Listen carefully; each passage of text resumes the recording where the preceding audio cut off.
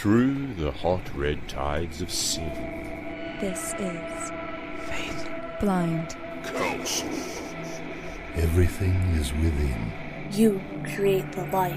We are one. That's it. Hey, how you doing? That's me pretending to be Ben Kissel. Oh, God. We're going to stop that now. That was a terrible idea. Next. We're going to just pretend it didn't happen. It's okay. I'll just edit it out. I won't edit it out. God, it's going to be fine. It's a new episode of the Faith Blind Council podcast. And to start it off, we have an announcement to make that due to scheduling and life happening and all of the above, Dylan will no longer be on the show, and we wish him all the best. Yeah. Like there were no hard feelings or anything. It was just shit happens. He can't really make it anymore. But things are going great for him. Yeah, and we wish, again, him all the best and that things continue to go great for him. So that's going to be happening. But fear not, because we've already got another host. And she is going to go ahead and introduce herself now. Hello, my name is Sator Khelone. Like the city? More like the Greek nymph. The stuff that I don't wear. But yeah, that's why it smells like a urinal cake in here. That probably. Well, it does say "ode to toilet" on the thing. Yeah. So there, nailed it. What else could you really ask for? Nothing. Someone who doesn't smell like a fucking urinal cake, I would imagine. Yeah, we can all wish though. Yeah, I mean, wish in one hand, piss in a living room, something, whatever. It'll be fine. It's just we've changed up the sitting situation. Yeah. And it feels like, I mean, I'm cool with it. Yeah. I wanted the couch. That's, Sorry, so I camped here. That's totally fine.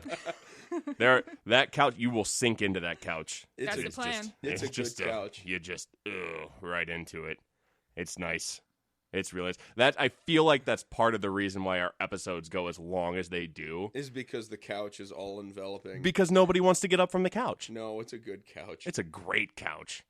I never want to get up, and so I just find more shit to talk about. Yep.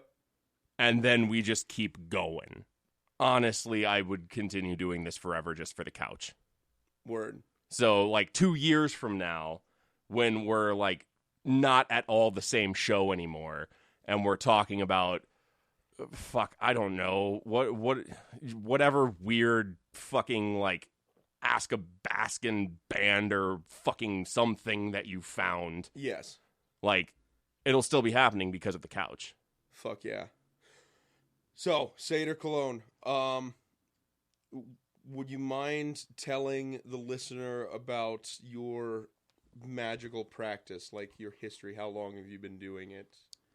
Well, I'd say I've been dabbling maybe for the past 5 or 6 years since you, Yara, gave me the Liber Null. Mm-hmm. I'd say I started working on mind control using that. But not really doing anything much more than that until really in earnest, probably this February is when I started more in earnest. I had tried a few false starts between then and before with the Liber Null and just didn't keep up with it. But now I'm much more regular with it. Now you're in a great place for us to make you do all sorts of weird shit. Yeah, it'll be fine. Probably. It's not a huge deal. It'll be okay. But on that, I think that's something probably a lot of people struggle with is wanting to start, not really having a place to start and just kind of floundering and not really staying with it either A, because there's just a lack of direction. Or life gets in the way, or not a direction, or there's too much shit being thrown at you. Oh yeah, there's so much to absorb, and it's you just have to. I take things in my own time. That's why I'm Khelone, which named after Greek nymph that was turned into a tortoise. I take things in my own time, so I just accept that about myself. That's cool. Although I will say I saw a video recently of a tortoise that was like turned on the fucking afterburners, and that was What? that was super cool. What? Like, so there was a tortoise that was trying to run away from somebody that was chasing it with a camera phone, and tortoise just fucking took off. They can move quickly It was I saw amazing. unexpectedly so I sometimes. saw one that was under a water faucet, and he just kept doing circles. It just kept flipping over and over and over. Do you think I was having a good time? I don't know, maybe. He didn't seem to be making much of an Maybe effort to get out. Just kind of into it, just going for the ride. Are tortoises like known for being emotive? I don't. Not I don't- especially. I feel like tortoises just kind of. They're just kind of the embodiment of like, this is my life now. Well, this is happening. Okay, we'll And figure so this out. I am here now. There you go. But I mean, I've said it, like, I'm sure I've said it on this show before. Like, one of the big obstacles, especially starting out, is, and especially as a self-starter, is not only are you figuring out what to do, but you're figuring out how you do what you do. Yeah. And those are two really big kind of breakthroughs that people have. So, you know, there's like not a problem. It's not bad if you just say fuck it a couple of times. Like, it happens. We've all done it. I don't know if you've done it, Yara. I think you just kind of went. Yeah, I just kind of went, and oh no, something's hard. Well, I better find another book and try doing something slightly differently. Well, we'll just figure something else out. It'll be fine. Yep. But I know, like, myself, I started and stopped a bunch. Just because it's that same thing of just like, well, fuck it. I got other shit I got to do, or other shit that I'd rather be doing. So yeah, welcome. And, I don't know. There's probably something cool I could say there, but I'm not going to. Nope, no worries. Awkward silence there is. On There to we the go. topic for today. What do you got for us, Dreadnought? So this episode, we're going to be focusing on candle magic, not just like the mechanic of it, but like how it fits in. Candles are like super fucking ubiquitous when it comes to magic. Almost every system uses candles in some way, shape, or form, but there is also an entire system just around candle magic. Like, in our studio, we have an entire drawer of candles. Dude, the table in front of us is covered in candles. There's at least 5 candles on top. The entire bottom's covered in candles.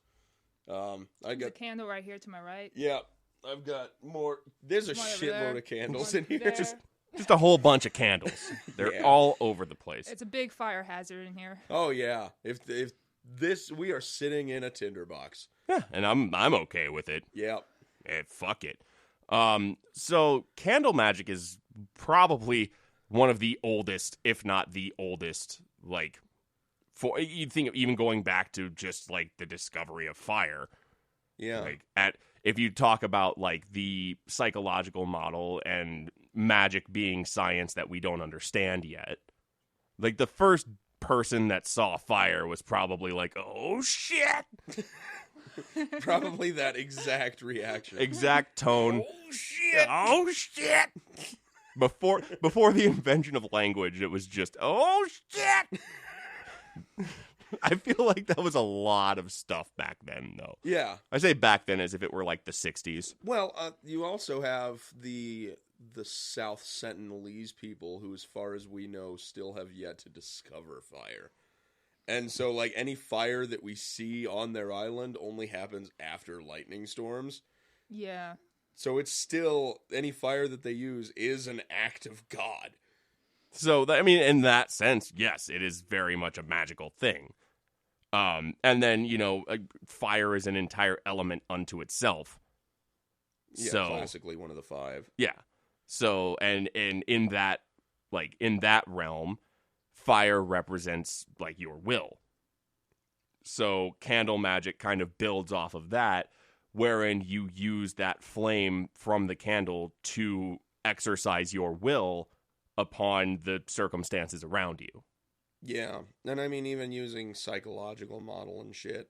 Part of the reason why it's so ubiquitous is the flickering of a single flame kind of, or any flame in general, like be it a bonfire or just a candle, kind of draws you mentally into that liminal space.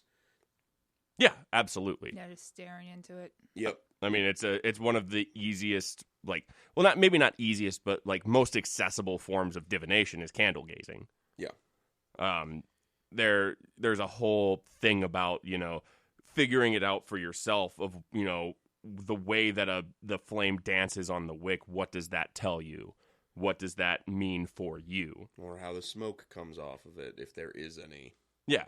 How strong is the flame? How high is it? What color is it? Is it like a chattery candle, I guess, for lack of a better term? There's probably a scientific term for that, but I don't know what it is. Flickery boy. No, like when you light like a 7-day candle and it like starts popping. Yeah. The wax starts popping because it's heating up and those air pockets are in there. Mm-hmm. It's like chattering. Yeah. That means something. Probably. We don't know what. I mean, usually to me because like I use prayer candles a lot. And generally for me, when that happens, it's kind of like whatever entity or spirit that I'm, talking to or channeling to, like if that candle starts popping and chattering, that usually to me signifies that there's an interest there. But that's also not a universal thing. That it's like any other form of magic. It's deeply personal. You ascribe the meaning to the different things. Yeah, for your own practice, that chatteriness could just be, okay, well, I can't work with something right now. There's too much outside influence. Yeah, for example. But it's based on your own work and how that how that evolves and manifests. Your own response. Yeah. So classically with candle magic, different styles of candle are used for different things. The one that people are probably most common with are like the little 4-inch candles. Those are used very, very commonly in candle spells. Those like little 10-cent ones. Yeah. The like tiny pillar candles. Yeah. Kind of half-inch diameter. Yeah, they're not tapered. They're just, you get them fucking anywhere. Any metaphysical shop you go into, I'm pretty sure they just start throwing them at your head as soon as you get in there. Yeah. Those candles are most commonly used in the case of casting a spell. And the reason they're used for that is because traditionally in candle magic, you let the entire candle burn out. If you're using it to cast a spell, 4-inch candles have about a 2.5 hour burn time. Yeah. So it's not something that takes super long. Yeah, letting it burn out. That's why 7-day candles are called 7-day candles. They're supposed to last 7 days. Yes. So those are probably the most common type of candle you'll come across in candle magic. And generally the way that will work is you use a candle, you carve into it using like a nail or depending on who you talk to, you're not really supposed to use an athame for it because athames represent cutting as in cutting your will. Yeah. But you can use an athame. I know in voodoo you tend to use nails a lot more. You can use nails or animal parts, like I've seen used, and I have a porcupine quill here. Those are surprisingly good for carving into wax. The thing that I've found works super well are turkey lacers. Turkey lasers? Lacers. Oh. Lasers. Turkey We're lasers. getting high tech in here. What the fuck is a turkey laser? It's my new... Turkeys with lasers. Turkey Laser is my new future synth band. You can check out our new EP on Bandcamp. God, Called no. Gobble Gobble. Gobble gobble. Bzzz. But those work really well because they're the right length that you it handles very much like a pen. Yeah. As opposed to using something shorter like a safety pin or a tack or something can kind of feel a little weird. So a turkey lacer is more like kind of like a hat pin. So yeah, pretty much. Yeah. Like 8 to 10 inches, the handles really easily. Find it in the grocery store. Pretty much. Yeah. That's actually how I found them because I was getting ready to do a candle ritual, and I was like, "Fuck! I didn't bring the nails with me to carve the shit. I got to find something. So I was just going to grab like a thing of safety pins, and then I saw these turkey lacers, and I was like, yeah, those will be perfect. That's the thing. You found the turkey lasers right next to the turkey smoke machines down the turkey EDM aisle. Yeah, right next to the turkey dry ice, the turkey projectors, and the turkey tweeters. Yes. So, yeah, that's pretty cool. They even have their own preamps. It's amazing which what you seems can find in line now. Yeah, Piggly Wiggly's got everything. Oh, yeah. Here in Indiana, they don't have fucking Florida water at our grocery stores, but Piggly Wiggly, yep. They got Florida water. Which I found out the grocery store here actually does have rose water, though. Well, yeah, it's for... Use as toner, facial toner. Yeah, that or with certain Middle Eastern recipes.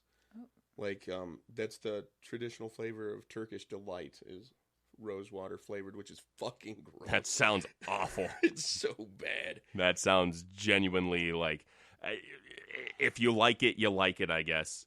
Maybe it's like one of those acquired taste things. Yeah, like licorice. Oof. Actually, I don't know why I oofed that. I like licorice. You're fucking wrong. Licorice is so gross. I mean, it is. I didn't say it was good. I just said I liked it. I like all sorts of trash things. That's true. So, it is what it is. But, yeah, so traditionally, what you'll do with casting a spell in candle magic is you have your candle, obviously. You will find a way to project your will onto that candle for the spell you want to cast, whether you carve into it, whether you say prayers over it, whether you dress or anoint that candle, which is something we'll get into in a little bit. But you do that, you say your petitions and your prayers, and then you light the candle and you let it burn all the way out, because in the time that candle's burning, you are exercising your will. Typically, you'll be sitting there meditating over the candle as it burns out. Yeah, for at least a little while. Well, if it's one of those tiny-ass candles, like, I would highly suggest not walking away from it. Oh, yeah, no. Like, so, yeah, as if you've got the time to sit, that's like an hour, you can sit there and meditate over your one candle. Yeah. And also, there are, like, certain, like, again, depending on who you talk to, even if you don't let the candle burn all the way out just because you don't have the time to, what you'll do is then take that candle out and bury it. But you don't reuse that candle for that spell, unless it's a spell that is meant to take place over a long period of time, like if the ritual is meant to take place over several days or whatever. But even then, or depending on the ritual itself, like it could just be, this is to bring me mental clarity. Yes. And again, this is all just kind of like classic traditional candle magic. We'll talk about a little later in the episode.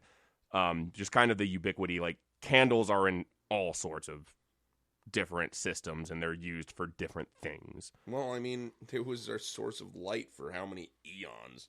It still is. Yeah, for a lot of places. Like, we only started coming about with electricity in the last 200 years. Yeah, so it's a relatively new thing. Yeah. It's still, here's how, like, it's a relatively new thing it is, right?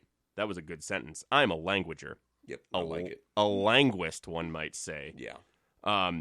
I still get really put off when I see LED prayer candles. Like, really put off. Like, ugh, that's not right. That doesn't work. But I'll tell you, they're perfect for theater. Oh, yeah. We use them for theater all the time. Well, yeah, that's because you can't fucking trust those people with real flames. Wow. True enough. I, for one, love our theater listeners. Thank you. That, or you have a smoke detector directly above your stage that cannot be turned off. Oh. No, I mean, the easy answer is just take a ball-peen hammer to it. Done. Yep. Nailed it. Modern solutions. Yeah, modern problems require modern solutions. So, that's more or less a traditional candle magic spell casting. Depending on what you're trying to do, there are various elements of herbalism that are worked into it. Talking about, like, anointing a candle or dressing a candle. And it's pretty traditional herb stuff. You are, in that sense, accessing the herb's higher or magical function as opposed to a mundane function, which is a whole thing we'll do another episode on. But like quick examples would be cinnamon is typically used to heat up or make things work faster. Rue is used for protection. Sage is used for protection and longevity. Cleansing. I've used sandalwood and amber it's supposed to induce change or growth, and used essential oils Exactly. to anoint my candles. And that's another thing. Like, typically when you dress a candle, you will do it either with essential oils or you will use, like, an olive oil base or a canola oil base. Carrier oil. Yeah. And then you'll put your herbs into that, mix it up. And again, the same as when you would do your prayer over your candle, you're doing prayers over the oil that you're making to dress your candle with. So that's, like, in a very condensed format, that's basic candle magic. There are other things depending on what candles you're using. Pillar candles are typically used a lot as well. Generally, you will use it like a pillar candle to either A, open a space up for magic. They're also commonly used for candle gazing because pillar candles last a long time. Right. They're fucking huge. Yeah. Yeah. I've got pillar candles that are still going years later. And the thing that's really nice about pillar candles is they're like thick enough, sturdy enough. You don't have to have like a base for it. You can just put it on a coaster. Right. You could there's still the caveat as long as you don't mind the things around it getting wax on it. Yeah, but I mean it's candle wax. It's easy enough to clean. Yeah. You can use that for, again, like I use them occasionally for candle gazing. I don't have a lot of experience with candle gazing, but it is really good for like just general meditation. Well, the first thing I'd like to say is as far as pillar candles, like I have one over there that I use relatively often that I've carved the sigil of my family egregore into. So whenever I want to speak to it, that's when that candle gets lit. And so candle gazing specifically in relation to communication with that egregore takes place with that pillar candle.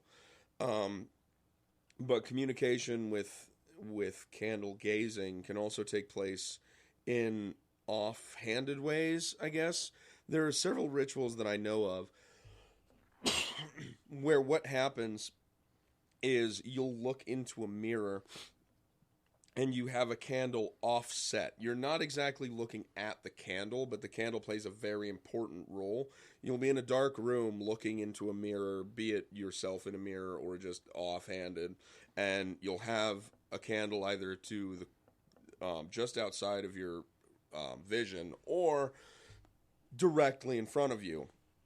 And that candle serves a purpose in creating that liminal space, but also it plays tricks with your head and allows for communication the same way that candle gazing does. Because while you're doing this, if you're communicating with something in a mirror, you'll see, if you're looking at yourself, you'll see different faces in your own face based on how the lighting is being changed by the candle, and you can take that as a form of communication. It'll also change the lighting in the room if you're not looking at yourself, where you will be able to see things that aren't there. Oh, absolutely. So I haven't so much lately, but up until recently I was routinely working with a black mirror, which black mirror is just, I went out, I bought a picture frame, I spray painted the glass in it black on the backside, and then I put it in there, and I would on either side place candles and light those so that they would, it creates that, it breaks the static up. Yeah, they're dynamic, they move, yeah, change. And it allows you to kind of, it'll play with your vision into that mirror, which it's already a distorted view because it's a black mirror, it's not just a straight up regular mirror, but it allows for that dynamic shift. Another thing, like, candle gazing doesn't specifically need to be for divination. A candle flame is just a really good focal point. Yeah. Just for meditation in general. Which I use those a lot when I do, like, ancestral work. for that, I'll light candles on that altar and just use those to meditate until I hit gnosis and then start the work. Yeah. Other things to take into account with candles, like you've already mentioned the pillars and everything, candle colors. Yeah, let's get into candle colors. So candle colors traditionally signify a lot of different stuff, but again, it's something that changes based on a system that you would be working with. And it's also something that is individual. You can assign meanings to colors based on your own views. Yeah, myself personally, the colors that I use, I typically stick to, Peter Carroll's 8 Colors of Magic kind of thing. So we've already mentioned it briefly, with the yellow, orange, red, black, green, blue, purple, and then octarine. Yes. And with octarine, usually I'll use that as a white candle because it's very hard to find candles in octarine. Yes. But so traditionally, like in the absence of having candles that are made of a bunch of different colors, a white candle will work for anything. Yeah. It's kind of like a blank slate as far as candle magic goes. You can use a white candle for anything. Right. Traditionally, and I forgot to bring my notes because I'm a professional. Hell yeah. But like, for example, in traditional candle magic, black is a color for like protection. Mm. It's a color for like catching negativity. Blue is, I believe, a healing color. Green is wealth. Oh God, there's a bunch. Like yellow, I think, is knowledge or high magic. Yeah. There's a whole ass list. Like the correspondence just depends on what tradition you're following and who. It's all prescribed meaning. If you think red means pudding magic, then you light fucking red candles whenever you do magic with pudding. It doesn't fucking matter what it is. The correspondence is all up to you. Yeah, absolutely. And it's not a static thing. You can change it based on what you're feeling as well. But typically, like, the colors that you'll see a lot are white, black, yellow, orange, red, pink. Yeah, I've never been one to just pick up the pink one and know offhandedly what I would use it for. Pink is typically what I would sub in for octarine. Yeah. Just because, not because it like identifies as octarine with me, but because it's a color that like I don't know what else I would use pink for. That's true. It's typically like traditionally pink is used in like love stuff, but that again changes based on whatever. Brown is a color that's used a lot. I've never seen a brown candle. Dude, I have a brown... Do you want to see a brown candle today? No.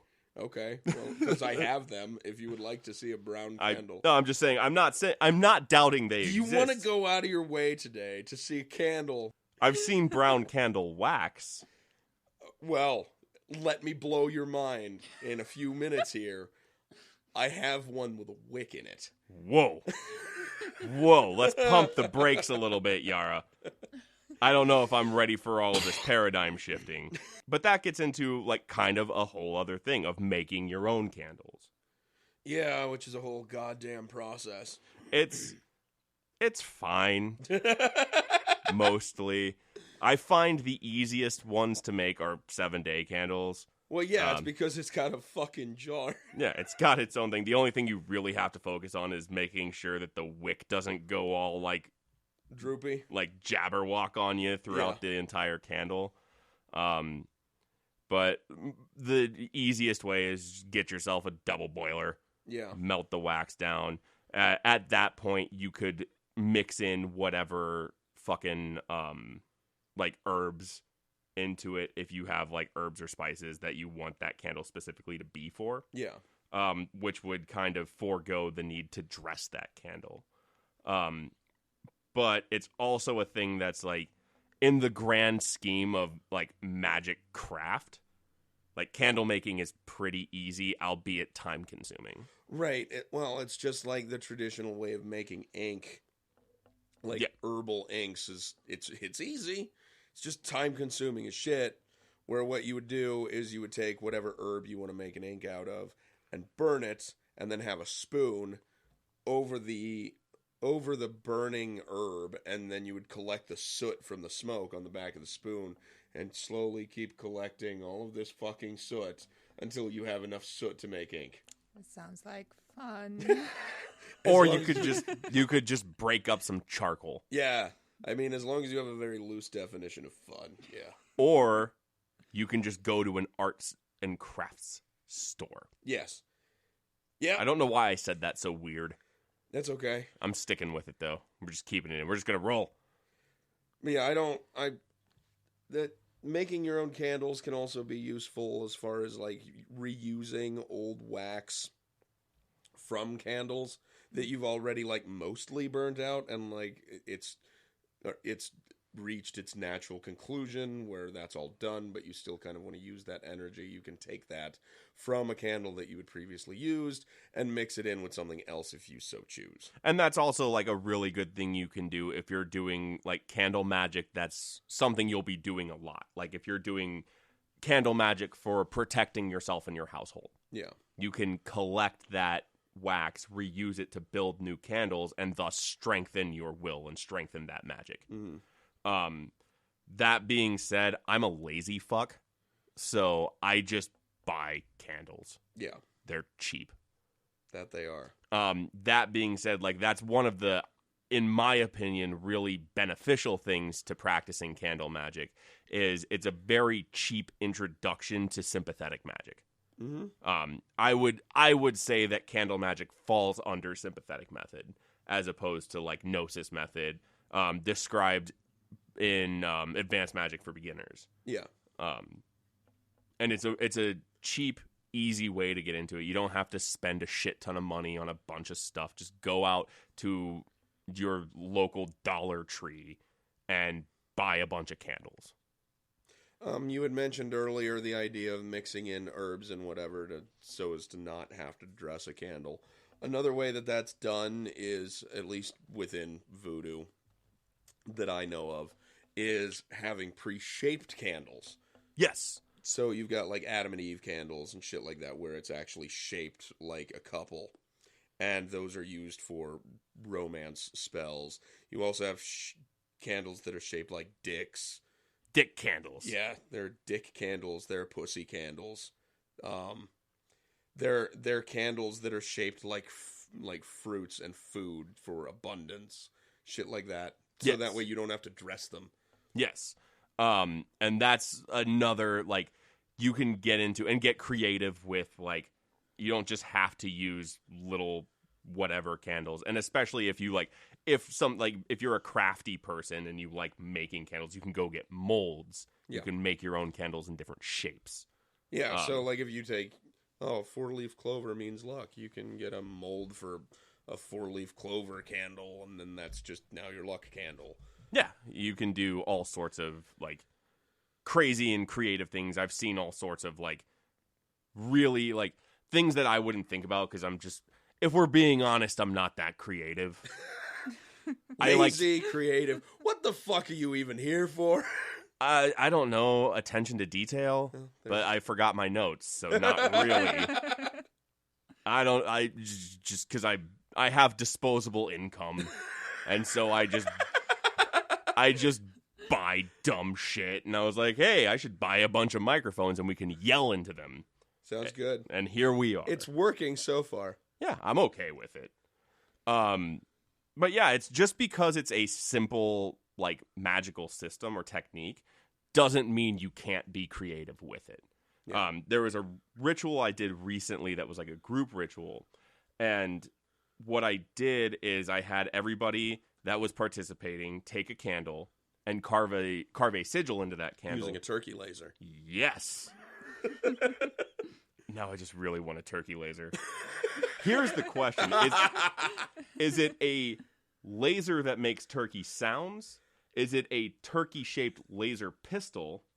Why not both? Is a laser I just that feel like cuts that's your too much turkey? power. Oh my god. Laser turkey carvers. Yes. I want to watch that so hard. I want one. I would actually start making turkeys. Just a couple, just to see how my carver works. Yeah, just to like, all right, who's carving the turkey this year? I am. I'd bring my laser turkey carver. Oh my god. Somebody get on. Someone who's smarter than me. Get on top of that. Get on this. So anyone out there, get on this. Literally anybody. Just get on it. It'll be fine. I'm busy just blowing money on dumb shit. Like the recipe for a whole Jesus. Yes. Hashtag eat a whole Jesus. Plug, brought it back together, nailed it. Wrap it up. Yeah. Wrap it up here. Speaking of wrapping it up, that's how the ritual went. Yep. So Brought it around. nailed it. So everybody had a candle. Everybody carved their sigil, like a sigil representing things they wanted to come in the next year. Yeah. They carved that sigil into it. We took those candles, bound them all together, and then dressed them with a Bremelin oil, and then burned them all together. And it was a little fucking blowtorch. It was amazing. It was so fucking metal. But the idea was that by binding those candles and burning them together, we would all work together. Yeah. And our wills would align and do the stuff better. And melt into a sloppy mess. Oh, it was so good. And then they got down to where, because I had bound them with hemp cord. Yeah. And when they got down to where the cord was at, it was just like, it was so dope. So good. That was fun. But yeah, you can do, it's such a flexible thing because it's inherently simple. Right. Which isn't to say in a disparaging way. No. It just doesn't take a lot to start, but it's like anything else, you can be as creative as you want with it. Right. And with as ubiquitous as it is in so many traditions, it's easy to pick up any tradition just by buying a candle. Yeah. And that's something we'll get into after the break. We'll start talking about how candles are used in different traditions. Yeah. I'm trying to think. I feel like that's pretty much everything as far as the basics. The technique. Yeah, technique. That's a pretty good covering of technique. We didn't cover specific tea lights. Just use tea lights for stuff. Yeah. Just light them. They're fun. Have yourself a bath. You can get 100 of them for 50 cents or whatever. I don't know. Money doesn't make sense to me. I just have it. And I use it and I spend it on stupid things. I bought a whole gorilla suit once. An entire one. Yeah. I'm pretty sure it's still at my mom's house. Good. So, yeah, don't ask me about Your mom's investment. birthday's coming up, right? Just gift her the gorilla suit. She would hate me forever. That would be the thing, because she hated it when I bought it. She hated it the 2 times that I wore it, which I never used it on an occasion. I never wore it for Halloween. I just would put it on. Well, it's July 23rd. Seems like Gorilla Day. Yeah. It was, oh my God. Best purchase I've ever made. $180 on a used gorilla costume. Used. Did it smell like a urinal cake? It smelled kind of like your hallway. My hallway smells like farts right now, and I don't know why. I've been coming in here every night and farting in it. Oh, well, Oh, that that makes explains sense it. then. Yeah. Results magic. Yeah, you just come and shit in my hallway. I didn't say that. They're food ghosts. All right, I'll take it, I guess. Well, yeah, you don't have a choice. I'm going to have to banish them. Anyways, we're going to do a quick break. We'll come back and start talking about candle magic as it pertains to various different traditions. Today's episode is sponsored in part by Welcome to Paradise. Founded on the principle that ritual and occult items are best when vetted and created by actual practitioners, Welcome to Paradise provides a place for magical artists to showcase their tools and art to those in search of them. Aiming toward total inclusiveness, they carry items from paradigms like Wicca, Left Hand Path, and Voodoo, and are always looking for more artists to diversify their ranks. So, whether you're a magician looking for a new piece to help your practice, or a venue to finally display your occult artwork to the world, Welcome to Terradice wants you to join their growing community. All you have to do is go to welcometoterradice.com. All right, so we're back. We're talking more about candles. Candles. We're Let's gonna- not burn the house down. Or Big two. talk coming from you. Yeah, I remember the Yeah. last esotopical. Yeah, I set a fire in the house. Yeah, but it was a controlled burn. Yeah, I was in a pot on the floor. I'm mostly just trying to figure out why you didn't think to unplug the fucking smoke detector. Yeah. Because if I would have done that, I wouldn't have had a pissed off wife. That was a whole thing. It's fine. Everything's fine. I Nothing's- still have a place to sleep. That's good. That's important. It's not a dumpster either. No, just it's not. Or a cozy alleyway. I mean, there are plenty of those in this town. Yeah. The one right over here is pretty nice. Yeah. It's I've spent many an evening there. And then the fine folks in the police department wake me up. Yeah. Make sure I'm okay. And then send me on my way. And not to, like, jail, which is nice. Yeah, they're pretty lenient.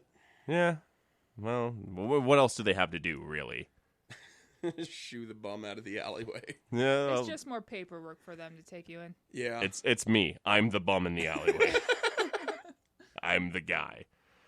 So we're talking more about candles, and we're going to move into basically candle work in different systems or paradigms.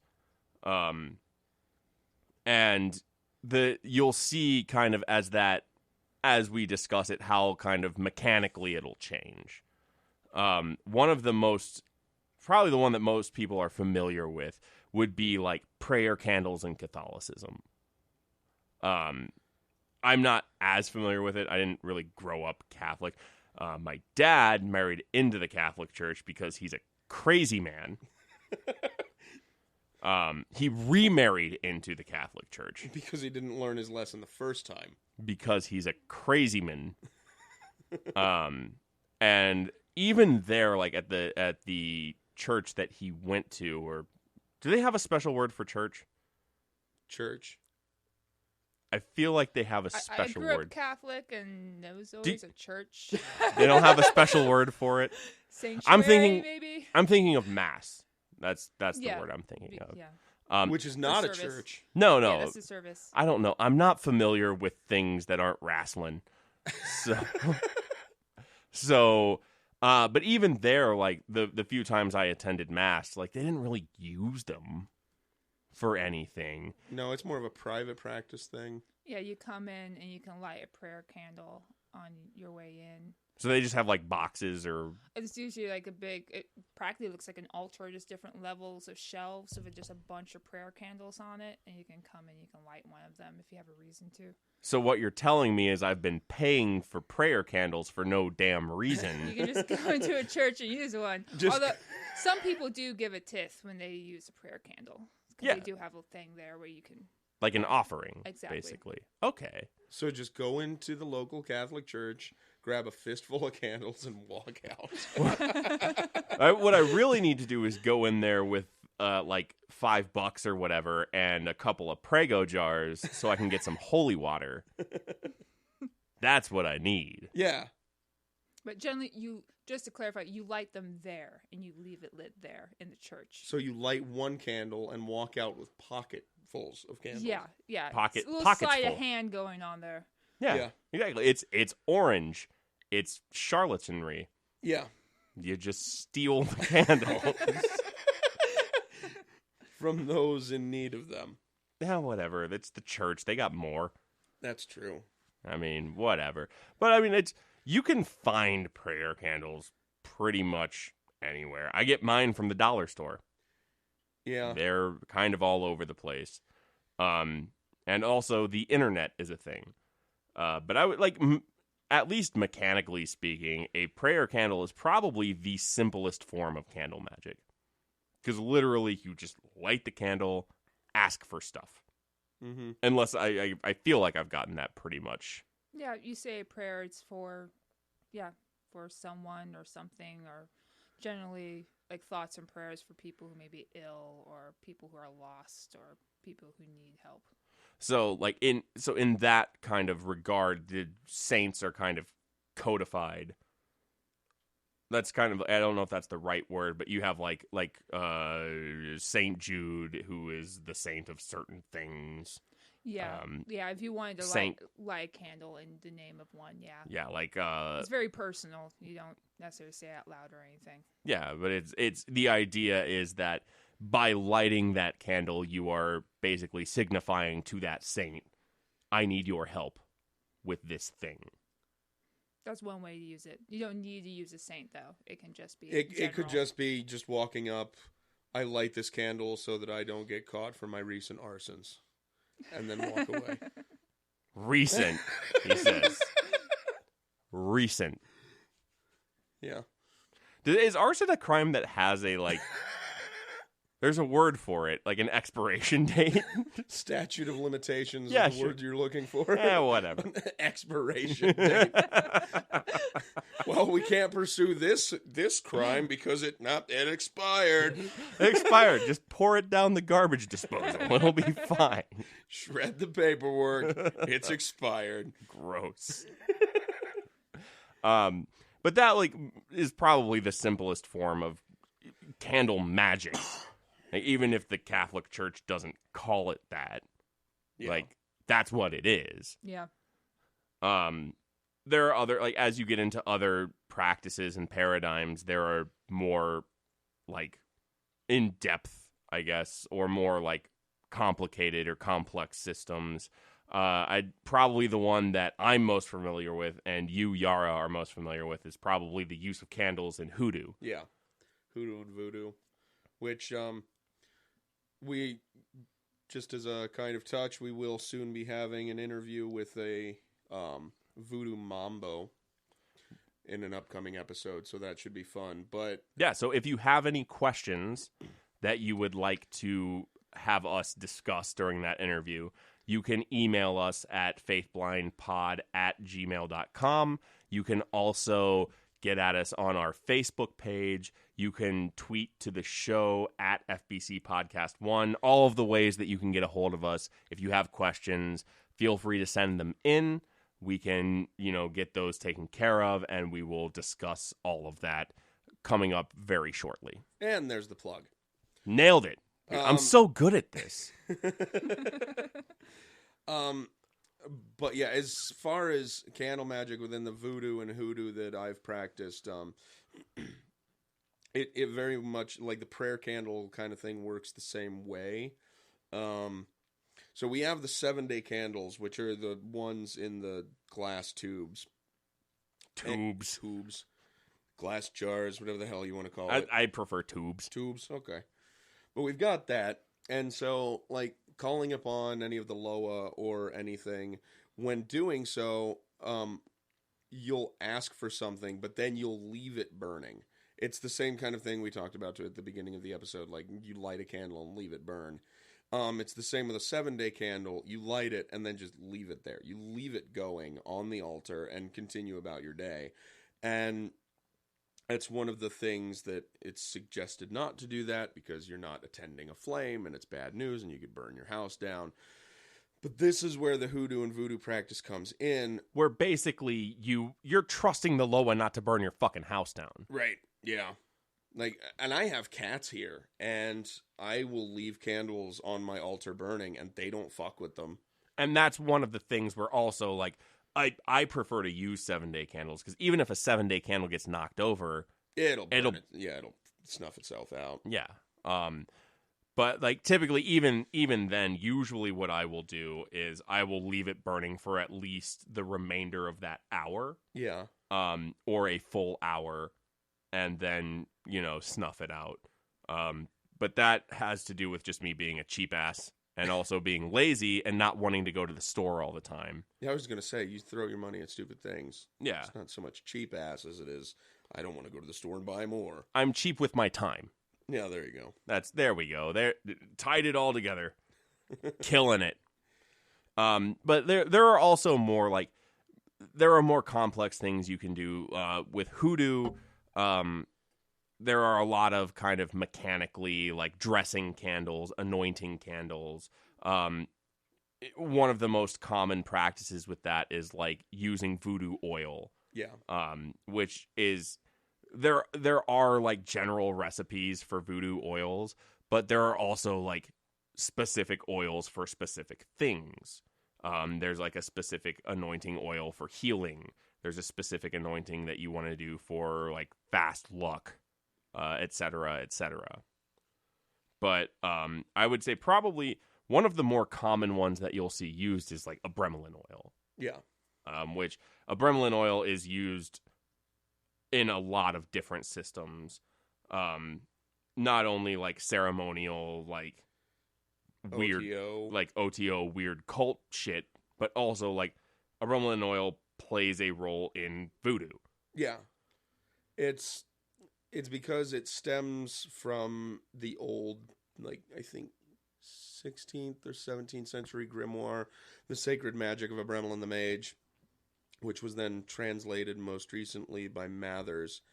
And it gives the recipe for the oil in that book. And it's super simple. It's, I think, galangal, cinnamon, and the base of olive oil.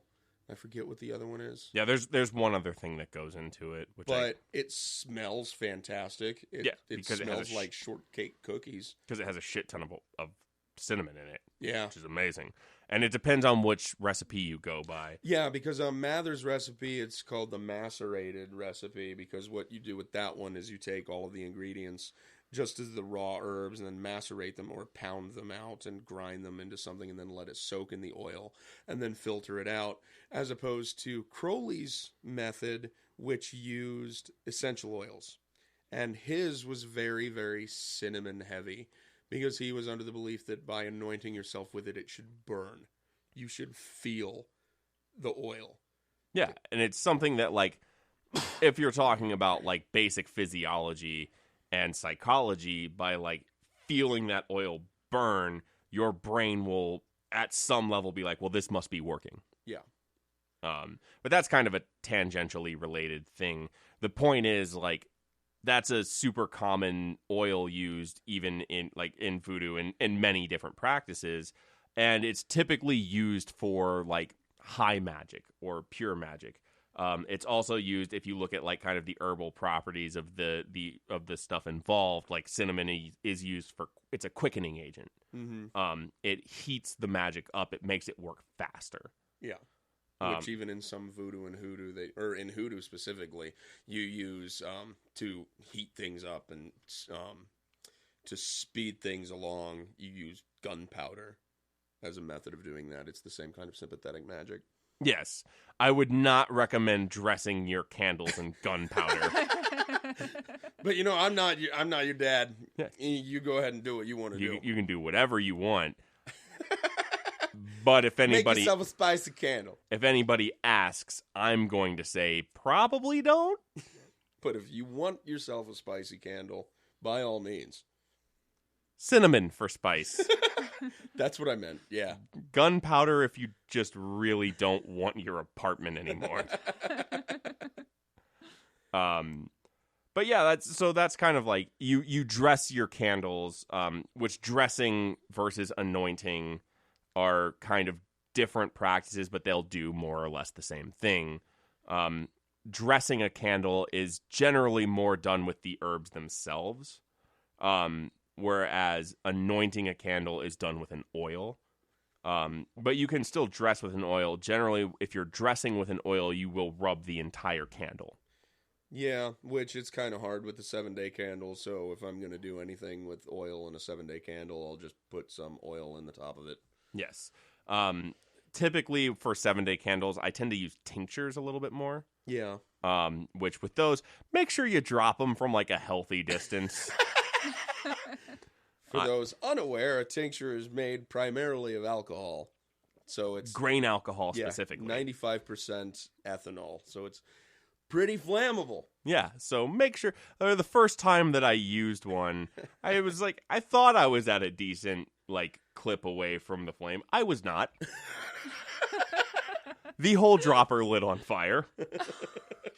That was fun, but nothing burned down. Yeah, you just gotta, wave it around, spray the alcohol everywhere. The fire will eventually go out. Yeah, it's probably fine.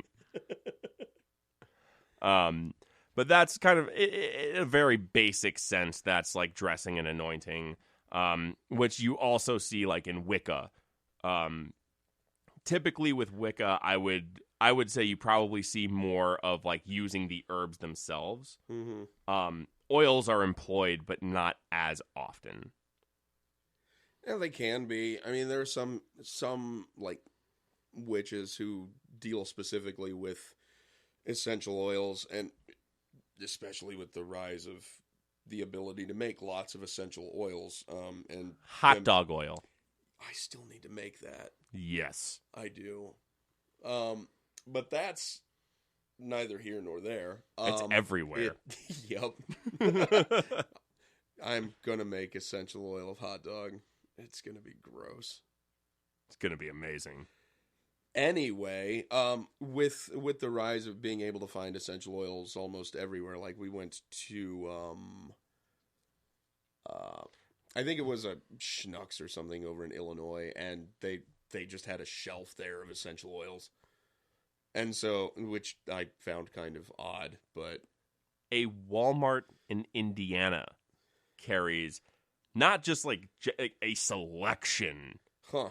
of essential oils. Like the Walmart in our town Really? has a selection. It's not a great selection. So there's like 3 or 4. No, there's a bunch of them. They're just like weird. Like most of them are just like, it doesn't tell you like it's not like oh, this is frankincense. Yeah. It's like, oh, this is autumn. Oh, okay. Thanks. So Very descriptive. yeah. So it's more of the whole use it in a diffuser and make your house smell nice. Yes, but they do have like a decent selection. The vitamin shop Yeah. has, if you can still find like all. How often do you go there? You're like a dumpster fire. Yeah, pretty much. But I went there because they had an essential oil that I needed that Walmart didn't have. Huh. So I went up there and got some frankincense. A lot of all natural food shops will carry essential oils too. Oh yeah, definitely. In their 'Cause in they their natural health section. And Yeah, things they like tend that. to follow along with the like homeopathy thing. Well, it's also a thing of like essential oils are relatively cheap to produce Yeah. and you can sell them for a decent clip. Right. So a lot of places will carry them. Yeah. They're not as hard to find as you would think. No, at least not anymore. I remember like 10 years ago, it was significantly more difficult. Well, it was also a thing that was not nearly as like widely accepted, Yeah. I guess. But you will see those used a lot in dressing and anointing, which is probably, I mean, I would say it's more of an optional step because like if you go by any like chaos magic definition, the most important thing is your intent. Right. I mean, it's kind of like in an RPG or some shit like that. Like doing the fucking candle magic by applying the oil, you're just, filling in a slot, like a magic slot. Pretty much. Boost it. It's a thing that you are like your conscious mind is applying meaning to, and by adding that step, you're able to like codify and make sense of it. Yeah. That by no means does that equate to, oh, well, this magic didn't work because I didn't use the right oil. Yeah. It probably didn't work because your intent wasn't there, regardless of how you choose to codify that. Mm-hmm. But you'll see that a lot in just general fucking candle magic at all. Because it is a sympathetic form of magic as opposed to being like gnosis based. Yeah. A lot of it is about taking the right steps. But yeah, as far as like Wiccans using oils, like I have a book over there that's just more of a new agey kind of feel good book about like mixing essential oils at home, and their magical uses and shit like that. So it's common practice amongst Wiccans and people who just touch into magic and shit like that. I guess to clarify, what I should have said was like in my experience. Yeah. With the Wiccans that I have worked with, the Wiccans I have worked with have tended more to use the herbs themselves. Yeah. I can totally understand that. As opposed to the oils. Yeah, kind of like how I had mentioned the whole making of the traditional ink and everything. I prefer using the actual herb in it rather than burning the herb and using that to make the ink. Because for me personally, burning the herb, you destroy all of the properties of that herb by rendering it to dust and rendering it to soot, as opposed to taking ink and then putting that herb in the ink. Yeah. And that's totally like, for like, I guess the way that I would view like burning the soot and using the soot is you are then like transferring that property, right? Which goes back to intent. Yeah, like how do you want to go about it? For me, like making, I kind of subscribe to the same thing that you do, Yara. Of I would rather just use the entire herb. Yeah. But I also understand the soot thing from a practical point of like it's not practical at all. What are you talking about? It takes forever. If you're using a fountain pen. Yeah, that makes sense. Like that'll clog that motherfucker up. Yeah. Like, I get that. But I also don't use a fountain pen, I use a quill. Word. Because quills are fun to make. And they're easy to clean. Yup. But that's as far as dressing, like dressing or anointing. It also depends on the oil too, like making of any of the oils. With the carrier oil, I know in hoodoo that olive oil is typical, but if you're using it for cursing purposes, you want to use like bad oils, quote unquote. So like as a carrier oil, instead of mixing all the herbs in like olive oil or something, you would mix it in a bad oil like motor oil, as an example. That's not something you should ingest. It's not good. Or what's the other one that I bought recently? It starts with a C. Castor oil? Yes, that's it. Castor oil. Because castor oil's not good. If you eat that, it'll make you shit yourself. So maybe that's what I've been doing for the last 31 years. Stop drinking castor oil. But that would be considered a bad oil, so it would be used as a carrier oil for hexing purposes or nefarious purposes. I feel like just in general, though, castor oil is something that would just be a good, like, medium. How so? Because just I don't know. I mean, if you really need to shit, it's good for you. It certainly induces things. I always need to shit. It really gets things going. Yes. Yeah, it's you get things on the move. Wake them up. Just add some cinnamon. Yeah. Gunpowder, maybe. Maybe don't do that. Although if you, they would cancel each other out, right? Like if you ingested the castor oil with the gunpowder. No, now you're don't listen to me. Just don't. Now you're thinking homeopathy. Whoa. Although that does have homie in it. Yeah, it does. And that's the only good song that fucking Insane Clown Posse ever made. I will stop you there. We're just going to forget that you ever said that. We're going to strike that from the record. And as long as you want any correspondence between us to continue, you will never bring that up again. You have no idea how much I just want to keep bringing it up now. You don't like Faygo soda? First of all, Faygo comes in 3 liters instead of 2. You're really getting more bang for your buck. And it's cheaper. Yeah, that's probably why all of the people who listen to them drink that. You can't even bring yourself to say it. No. Names are power, Dreadnought.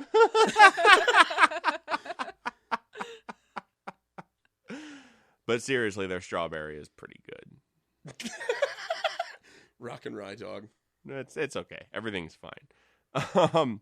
So that's like, I mean, you see a lot more in voodoo, the idea of leaving something burning. And I feel like even with like prayer candles, somebody probably comes along eventually and is just like, well, they don't need that anymore.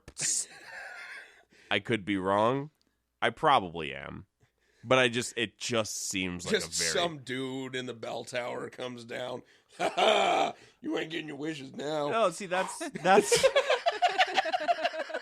seems like too much. It seems like there would be like a hidden door somewhere that like some guy is just hiding behind. Just the fucking candle goblin at the local cathedral. Basically. And as soon as everybody leaves, he just runs out and like fucking snuffs all the candles out. No wishes for you. And then he just runs back into his door and continues reading Game Informer How or much whatever. of your tithe goes to the candle goblin? I don't think they disclose those sort of incomes. Probably.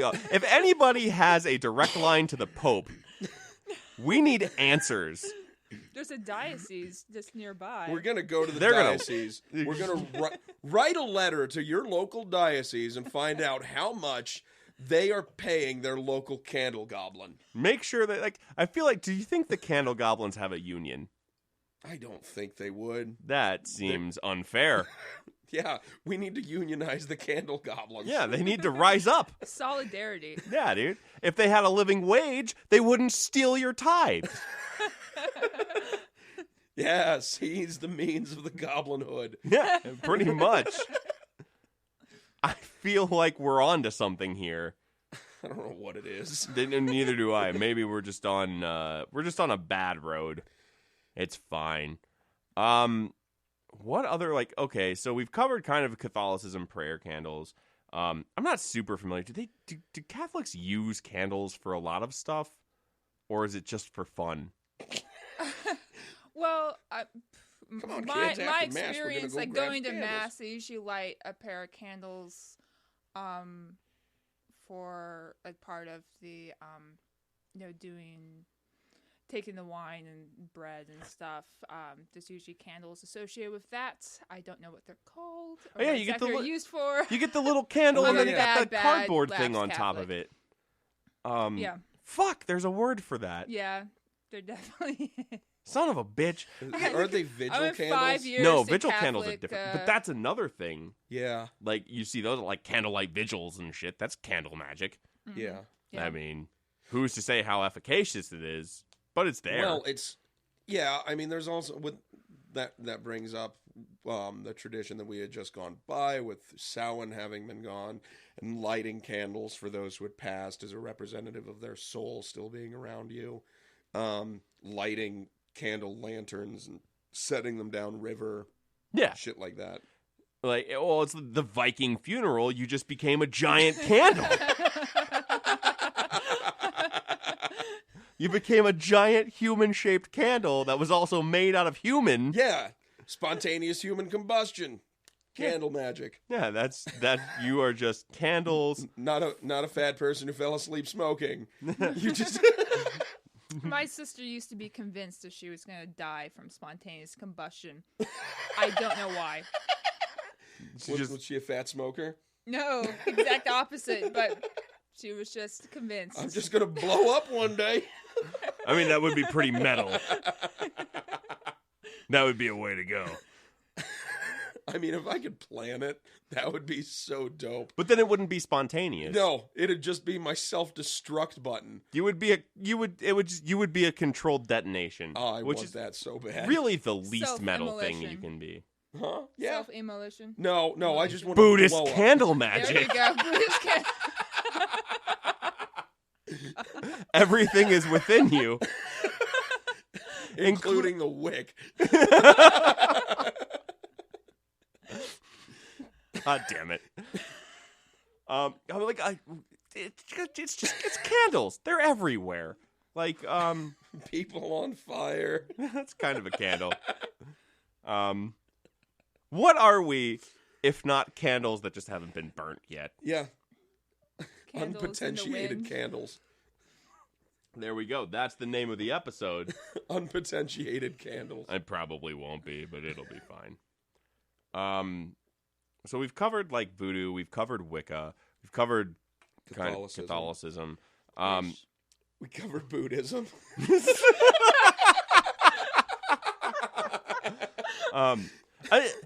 Somebody correct me if I'm wrong. Aren't there like candles for Advent?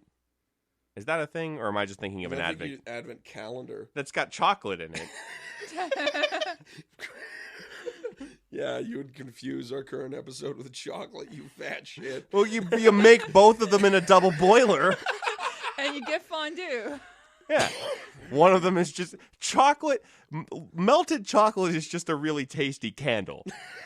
If we're being honest. I mean, if both you got had those little molds. chocolate coins, they might as well be wax. Yeah, I'm okay with it. I wonder how long one of those would burn. Probably not that long. Well, I know, wasn't there that thing that said, like, if you light a crayon on fire, it lasts, like, 30 seconds to a minute or something? Well, the only way to find out is to find out. Right, but that means I would have to go find crayons, because I don't think I have any. You live right next to a dollar store. Yeah, but it's, like, midnight. No, not right now. No. We can do it later. Well, how are we going to satisfy the anticipation of our listeners if I don't do it right the fuck now? We'll put it on Instagram. Okay. Done. All right. Fuck. There. The menorah. Yeah. There we go. Yeah. Okay. That's candle magic. Yes. Actually, yeah. That is candle magic, because it's like the whole story with the menorah is, oh, we only had enough light for one day, or enough oil for one day, and God's like, now I got you covered for 8 more. It's literally like. That's literally like magic candles. Well, if you talk about like the theatricality of ritual, like that's high ritual, like that's theatricality, because like you're doing that. There's intent and there's will behind it, but it's also very much about remembrance. Yeah, like it's very much about like not going through the motions in a bad way, but like basically paying homage. Yeah, but that's very like.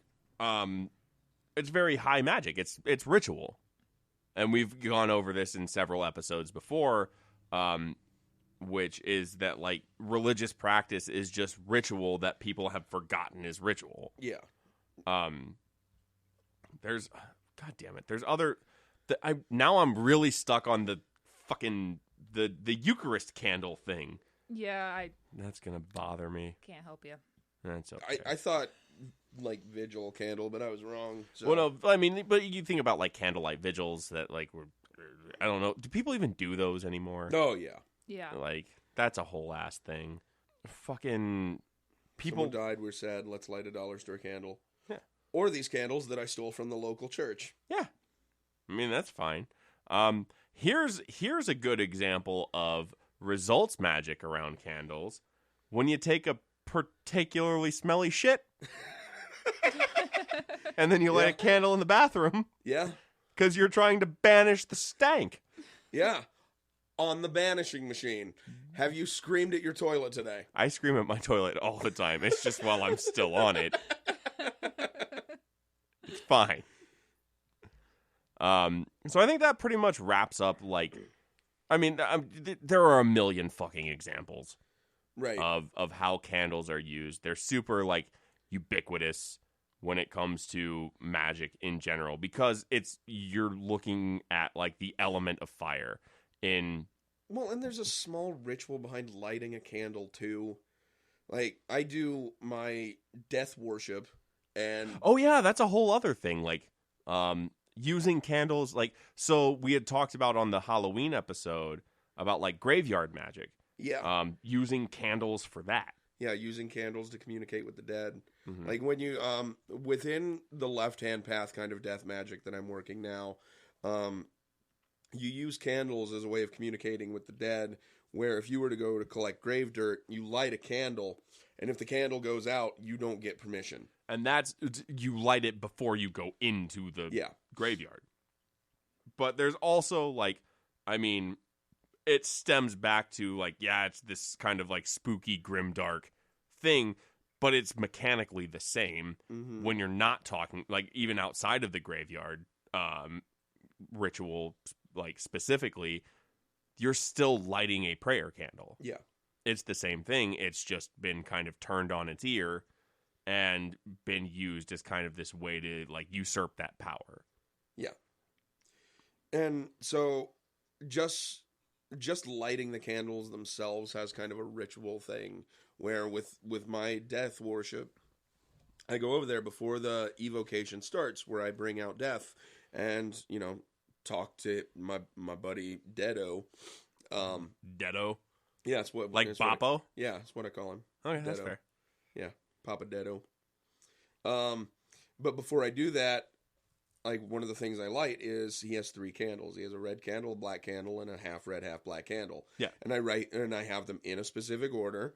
To my right is the black, to my left is the red, and in the center is the red, black. And I light them black, red, red, black. And then when I snuff the candles at the end of the evocation, they go out in the same way. So just lighting the candles themselves is a little ritual amongst itself. True. I also like, so when I do like my ancestral altar, I typically light my candles from left to right, but like for me, when I snuff them in the reverse order. So I snuff them from right to left. Yeah.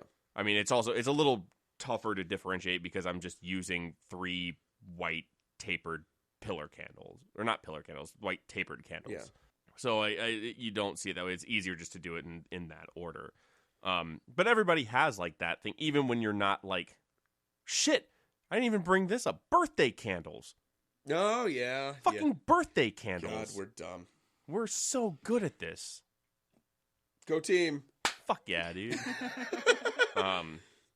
But like birthday candles are probably, at least in America, like that's the most like widespread candle magic. It's the most mainstream candle magic.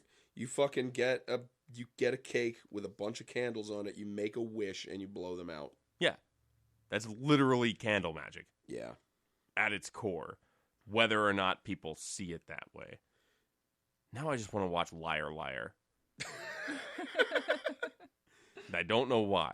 I mean, I know why. Because it's hilarious, and it's Jim Carrey beating the shit out of himself, which is my favorite. Right. And I just really want... Anyways. But there are other things, like, kind of touching on mechanics again. In certain, like, in Wicca, you're not supposed to blow candles out. You're supposed to snuff them. Yeah, you're supposed to snuff them. Even within my death magic, certain things you're not supposed to put them out. And the same when I worked with Hoodoo, you weren't supposed to blow them out. Either you snuffed them with your fingers, or you would, using a 7-day candle, you would put something on top and wait for the candle to slowly die. Yeah. And in that way, you are, like, allowing that candle to run its natural-ish course. Right. You were just basically hurrying the process. Yeah, but you are also, like, you're not, like, so basically, by that logic, you are offending, I guess. There's probably a better word for that, but you're offending the element of fire by using the element of air. Yeah, you could see it that way. You could also see it as you are using part of yourself that is... If the fire represents will, and you are using the air from inside of you to snuff it, then you are putting out your own will. Yeah, which is the same way, it goes back to earlier in the episode we were talking about using an athame to carve a candle. An athame, in some traditions, is seen as a cutting tool. Like, for example, when we were talking about Wicca, yeah, you use the athame to, like, open, like, if you make a magical circle, you use an athame to open the door, you're severing that tie. Yeah. It's seen kind of that way. But realistically, it comes down to the same thing that all chaos magic comes down to, which is what works for you. Yeah. Sometimes an athame is the only thing you have available. Sometimes all you have available is a turkey laser. Yeah. I really want a turkey laser. Gobble, gobble. Oh my god, it'd be so cool. Well, it'd be hot. But still. Yeah. It'd be dope. I mean, I've got, like, what I use is I have my fucking porcupine quill. Yeah, that works. I've also used plenty of, like, safety pins or push pins in the past. I mean, before I found the turkey lasers, I used nails a lot. I would go to the hardware store and buy nails. Yeah. I have, depending on what I'm using it, or when I was working with Hoodoo at the time, depending on what I was using it for, I had coffin nails that I would use. That's also something we didn't really cover in Hoodoo, is the act not just of carving a candle, but of actually driving nails into a candle. Yeah. Which is another thing of It's like kind of like a dressing. You're preparing the candle. Yeah, and you're using those nails to represent various things. Like, one thing that you can do is you drive nails into like a pillar candle representing each of your individual problems and things that you would like solved. And then you would drive those into the candle and then burn it. And since it's a pillar candle and it doesn't have any shell or anything, as the candle burns, those nails will fall out. And as those nails fall out, those problems that you have will dissipate. Yeah, exactly. But I've used coffin nails before, like for hexing things, because there's one thing that's popular in Hoodoo and syncretized practice with candles and whatever is the Doom candle. Doom candle spelled D-U-M-E, which stands for death unto my enemies. And what that is it's a 7-day candle, and it has spaces on it where you would write people's names, or certain problems that you have, or things that you want dead in your life, things that you want gone, and you would write symbolically or however. Right. And you would write the names on that candle as the pillar candle goes down, as the 7-day candle goes down. And when the wax reaches the bottom of that name, you snuff the candle. Yeah. And by doing so, you have snuffed the candle on that thing. And then you continue to use that candle, like after one thing is gone, then you light it again for the next problem that's like right below it. And once the wax gets to the bottom of that name, you snuff it. And it's the same kind of process. Yeah, and that's something that, like, in that regard, snuffing that candle is something where you are actively, like, it's symbolic of your active choice to stop worrying about it. Yeah, or you actively not worrying about it, but getting it out of your life. Yeah, whether it's, because usually I've done something like that similarly, but it was like kind of just for like a bunch of like negative emotions that I was carrying. Right. And I had done a thing. It wasn't like a bunch of stuff. It was like a couple of things, and I had carved them into a candle. And then as that candle burned down and it got to the thing, you snuff the thing out. And to me, that was indicative of like the active choice of like, I'm just not going to worry about this anymore. Right. It'll sort itself out. Right, and I'll be honest, I've used people's names on Doom candles before, but it hasn't actively killed someone. Rather, I haven't heard from or spoken to that person in years. And that's like a very kind of occult thing. Yeah. Where like, say, one of the most classic examples of that, to kind of go on a tangent, is people wishing for invisibility. I was honestly just thinking about that. So, mind wave. Oh, yeah. Mind link. But, like, the idea of, like, when people wish for invisibility, more often than not, they're not asking to, like, you can't, like, being physically... They're not trying to John Cena. No. They're not physically... But it's like, okay, I'm not popping up on this person's radar anymore. Yeah, it's not like fucking Invisible Boy, where no one can actually see you and you can get past security cameras. Rather, no one's going to see you because you're unnoticeable. Yeah, or, like... I'm sick of my boss always pestering me about shit. So I'm going to do this thing for invisibility to where my boss just doesn't pay attention to me anymore. I don't get bothered anymore. Yeah. I want to just be able to go into the fucking grocery market, buy the stuff I want, and leave. Yeah. Invisibility spell. Wearing a high-vis vest. Oddly enough, because then you can get into anywhere without being asked questions. Boom. It's the same reason I own a Miller Lite shirt. In case I want to go to a concert for free. Yeah. I just put that on and a pair of khaki shorts and a hat. And people are like, yeah, that guy probably works for Miller Lite. Tell me I'm wrong. You can't do it. Right. Well, it's like, I think it was David Williams too, but there's a certain problem that you can come across where you can become so unnoticeable that you become hyper noticed.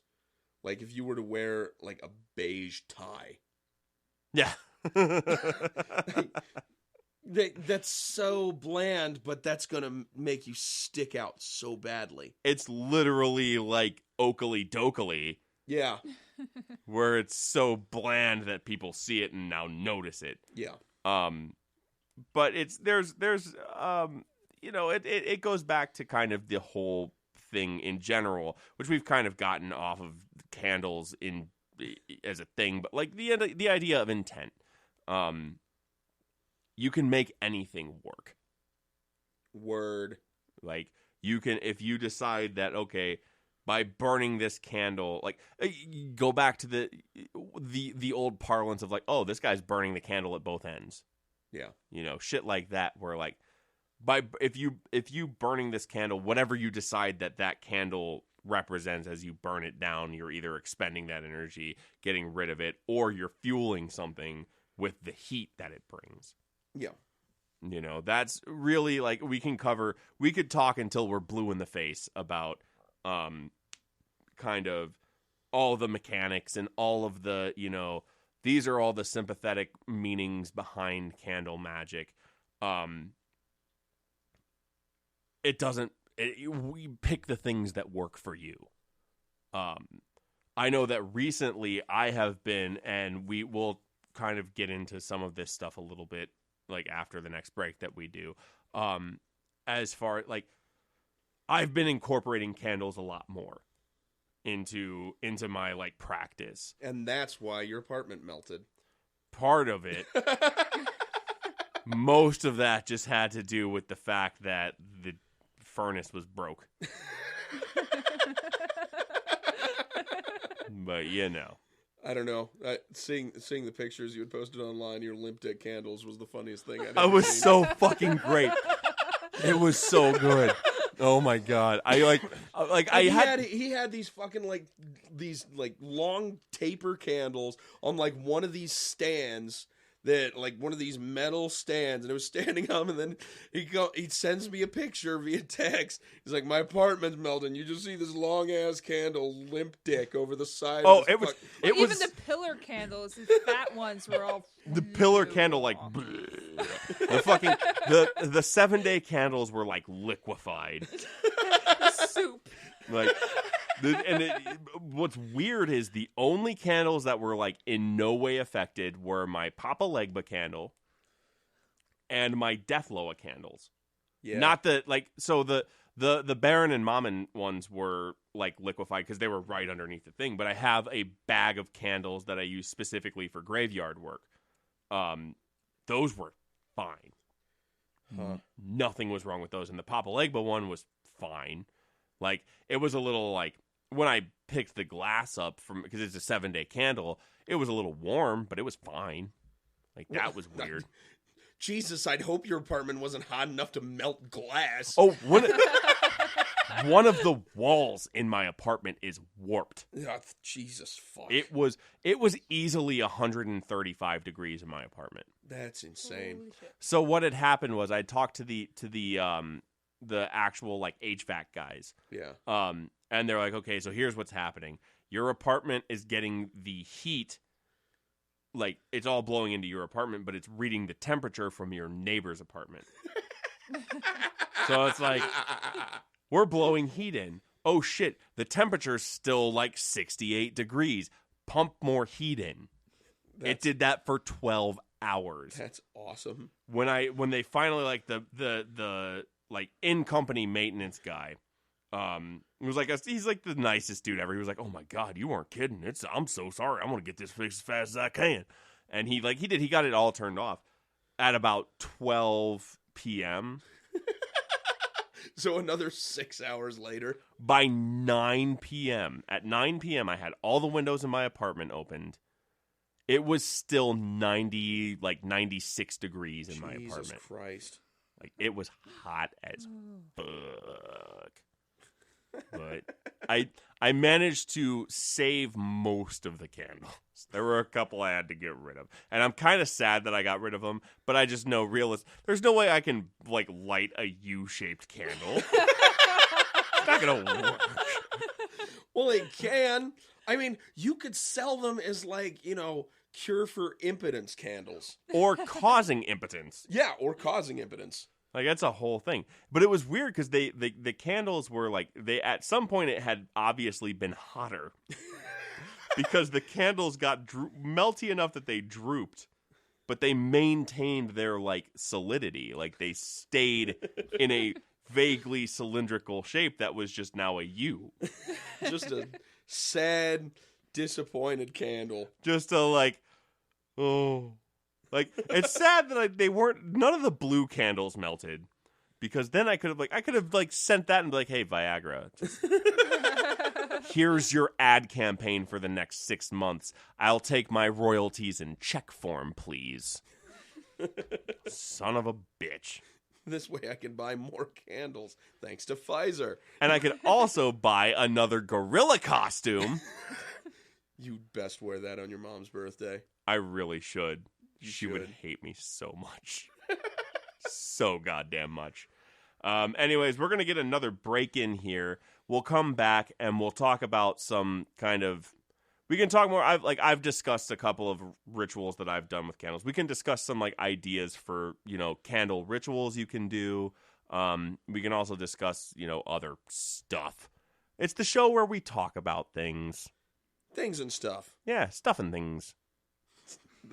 Things and stuff is a little bit different than stuff and things. Yeah. Well, it's getting close to Thanksgiving. Oh, that's true. Turducken. Anyways, we'll be right back. We're going to take a quick break. Turkey lasers. We would like to give a shout out to the Chaos Coven, or Church of Nothing. The Chaos Coven is a Chicago-based chaos magic working group led by Naya Ein and Ninov. They host workshops every third Saturday of the month from 3 to 5 p.m. at the Occult Bookstore in Chicago, Illinois. Considered by some to be the oldest spirit shop in the world. Each class is pay as thou wilt with a $15 suggested donation. You can find the Chaos Coven and the Occult Bookstore on Facebook or occultbookstore.com. All right, so we're back. Talking more about candle magic. I feel like we've done a pretty good job of explaining and over-explaining and yelling about like all of the kind of universal, or at least widely applicable methods of using candles. Yeah. So what I want to do is talk about more personal, like, what are your experiences of doing candle magic, or at the very least, incorporating candles into your magic? Okay. So, who wants to start it off? You know what? Khelone, you are the newest here. Let's start with you. I've used candles. Probably the first time I used candles was deciding to buy a candle that was, I think earlier I talked about like using sandalwood and amber was something that was supposed to be about change and inducing change.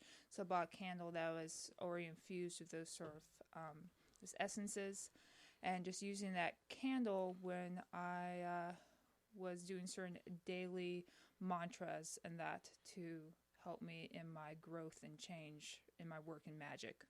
So you were using it as like a focal point for meditation, basically. Yeah. A lot of times that's how it also, in a lame way, using candles as just like setting a mood too. It's like, I'm now in a magical space. Oh, that's not. Like, and that's one way that I use candles a lot. But that's not lame at all. Like, that's like one of the most important things that ritual does is get your mind ready. Yeah, my altar is in a relatively public space in my home. I don't have my own private room for it and that. So lighting a candle is a very good way for me to kind of induce that, that feeling that I want, that atmosphere that I want. And that's how I use them. Okay. Are you comfortable like discussing results so far? I've only really started dabbling in results magic, probably in the past couple months. I meant like specifically with that candle. Like, have you noticed any results as far as like inducing change and like, I mean, obviously like now, like I don't think it's like we've been discussing the idea because Dylan had told us kind of a little bit ago, like, hey, I'm not going to be able to do this for a lot longer. I've got shit going on. And so we had kind of started this conversation a little while ago. Do you think that that's something that using that candle has precipitated? Yes, I do. Like, it's definitely helped me focus when I am going through, whether I'm using sigils or doing meditation. yes, I think it's been effective. But it's more incremental. It's not sudden. Well, yeah, and that's the thing. I feel like a lot of people, especially when they're first starting, and especially with results magic, a lot of times people think that it's like, I'm not, and now I am. And that's really not how it's a gradient thing where like I'm not this. Like, yes, to a certain extent, you are not a magician until you are, but that is a subtle shift that you don't notice happening. Yeah. It's more of a thing that like you just notice one day that like, fuck, Yeah, I've been doing magic for like it's 6 months. Things have changed, and I've noticed a subtle shift in how I go about my day and incorporating it into my life on a more regular basis. Yes. Right on.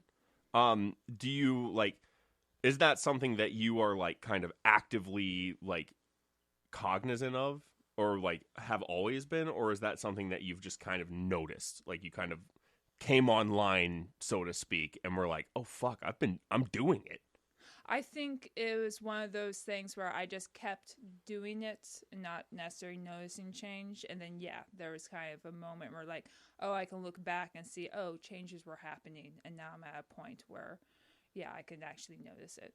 That's fucking dope as fuck. Fuck yeah. Dude, I'm all about it. Changing for the better. No, that's literally, that's what magic is. It's changing yourself. It's aligning yourself and aligning the universe and your will together.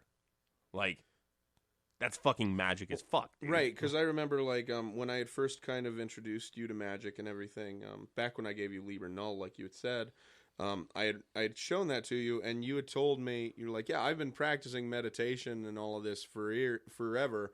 And it's like, nothing ever came of it. Like, what? Like, I reached the meditative state, and it's like, well, what do I do now? Yeah. Yeah, and seriously, like, the Liber MMM and its process for meditation was the most helpful I'd ever read. Like, I had attempted meditation, been trying it for years, and then reading that and just going through that process, I suddenly found, hey, I'm a lot better at meditation than I thought I was when someone teaches me how to do it in a way that works for me. Yeah. Well, and that's the thing. Like, when you had first shown me Liber MMM, and, like, I remember I started reading through it, and I just started laughing my ass off. And you're like, what? And I was like, this is Battle Mind. I've been doing this since, like, 2008. Yeah. Like, this is a thing that I've done. I just didn't realize I was doing it.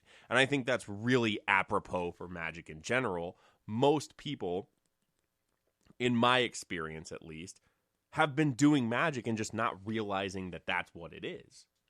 What you're doing is codifying and putting names and labels to the things you're doing so that you can take credit for them. Mm-hmm. It's about agency. Yeah. Like, that's what it is.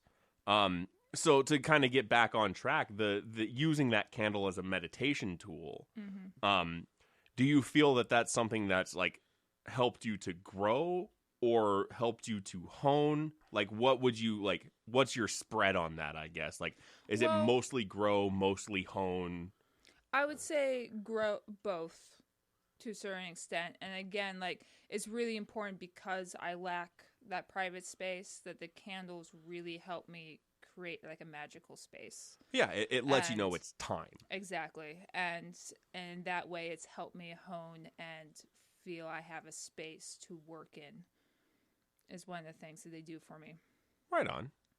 Yeah, and I feel like that's like, if we're talking about like very like, I don't mean it in like a shitty way, but like the basic, like, it is very basic, but it's effective. Yes, like it's effective no matter how much like, oh, I have to put all this complexity into it. No, you don't. Yeah, and that's from listening to some of your earlier episodes and stuff. Actually, did like kind of gave me a mental shift to be like, you know what, I'm way overthinking this shit. Let's just start simple and just keep doing it. That's the curse. That's the curse of the armchair. Yeah.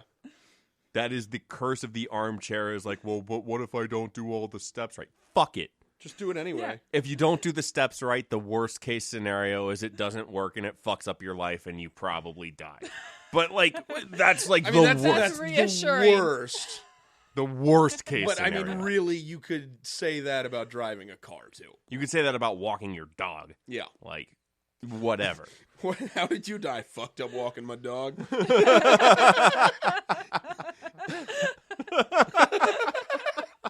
I'm just imagining that scenario now. It's amazing. So, Yara, you've been doing this for Yep. a long fucking time. Yep. What is like a candle magic ritual? It doesn't have to be specific, like, but how do you like incorporate that? I know we talked about your family egregore earlier. But like on a day-to-day, do you incorporate? I know like doing voodoo and doing hoodoo and stuff like that. Like we've talked about how that works. What are like specific candle things? Like what's something that stands out to you for candle magic? Something that stands out for me, I had mentioned it before, the idea of speaking with other entities and use of a mirror and a candle. Yeah. I've done that quite a few times with extreme results. There's like one of the things that, or one of the simplest ways I've done it is you just get into a dark room and have a big ass mirror, which I have 2 over there. Just, yeah. You have so many goddamn mirrors. Yeah, I got a bunch of fucking mirrors. I'm Vanna Whiting the Yeah. mirrors, for There's- those of you who can't see. It's And- like a 4 foot by 4 foot mirror. That mirror is And, amazing. yeah, there are 2 of them there.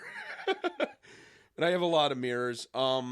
But what I've done is I take that big ass mirror and I'll just prop it up against the chair or a chair and sit in a dark room with just a single candle sitting in front of me, and that candle could have a sigil on it, like carved into it, or it could not, and I just have a sigil or something next to me, and just concentrating on evoking that entity or servitor or whatever into that space, and just being there and staring at myself in the mirror, just staring at yourself in the eyes, and eventually, like, well, if you take the psychological model, like what's happening is your brain's getting fucking bored and it starts making shit up, and But that's still like Yeah. what's happening magically speaking is you were bringing that entity into the space. your You're brain- talking to it. your brain is altering the space around you. Yeah, Like that's psychological magic 101. right.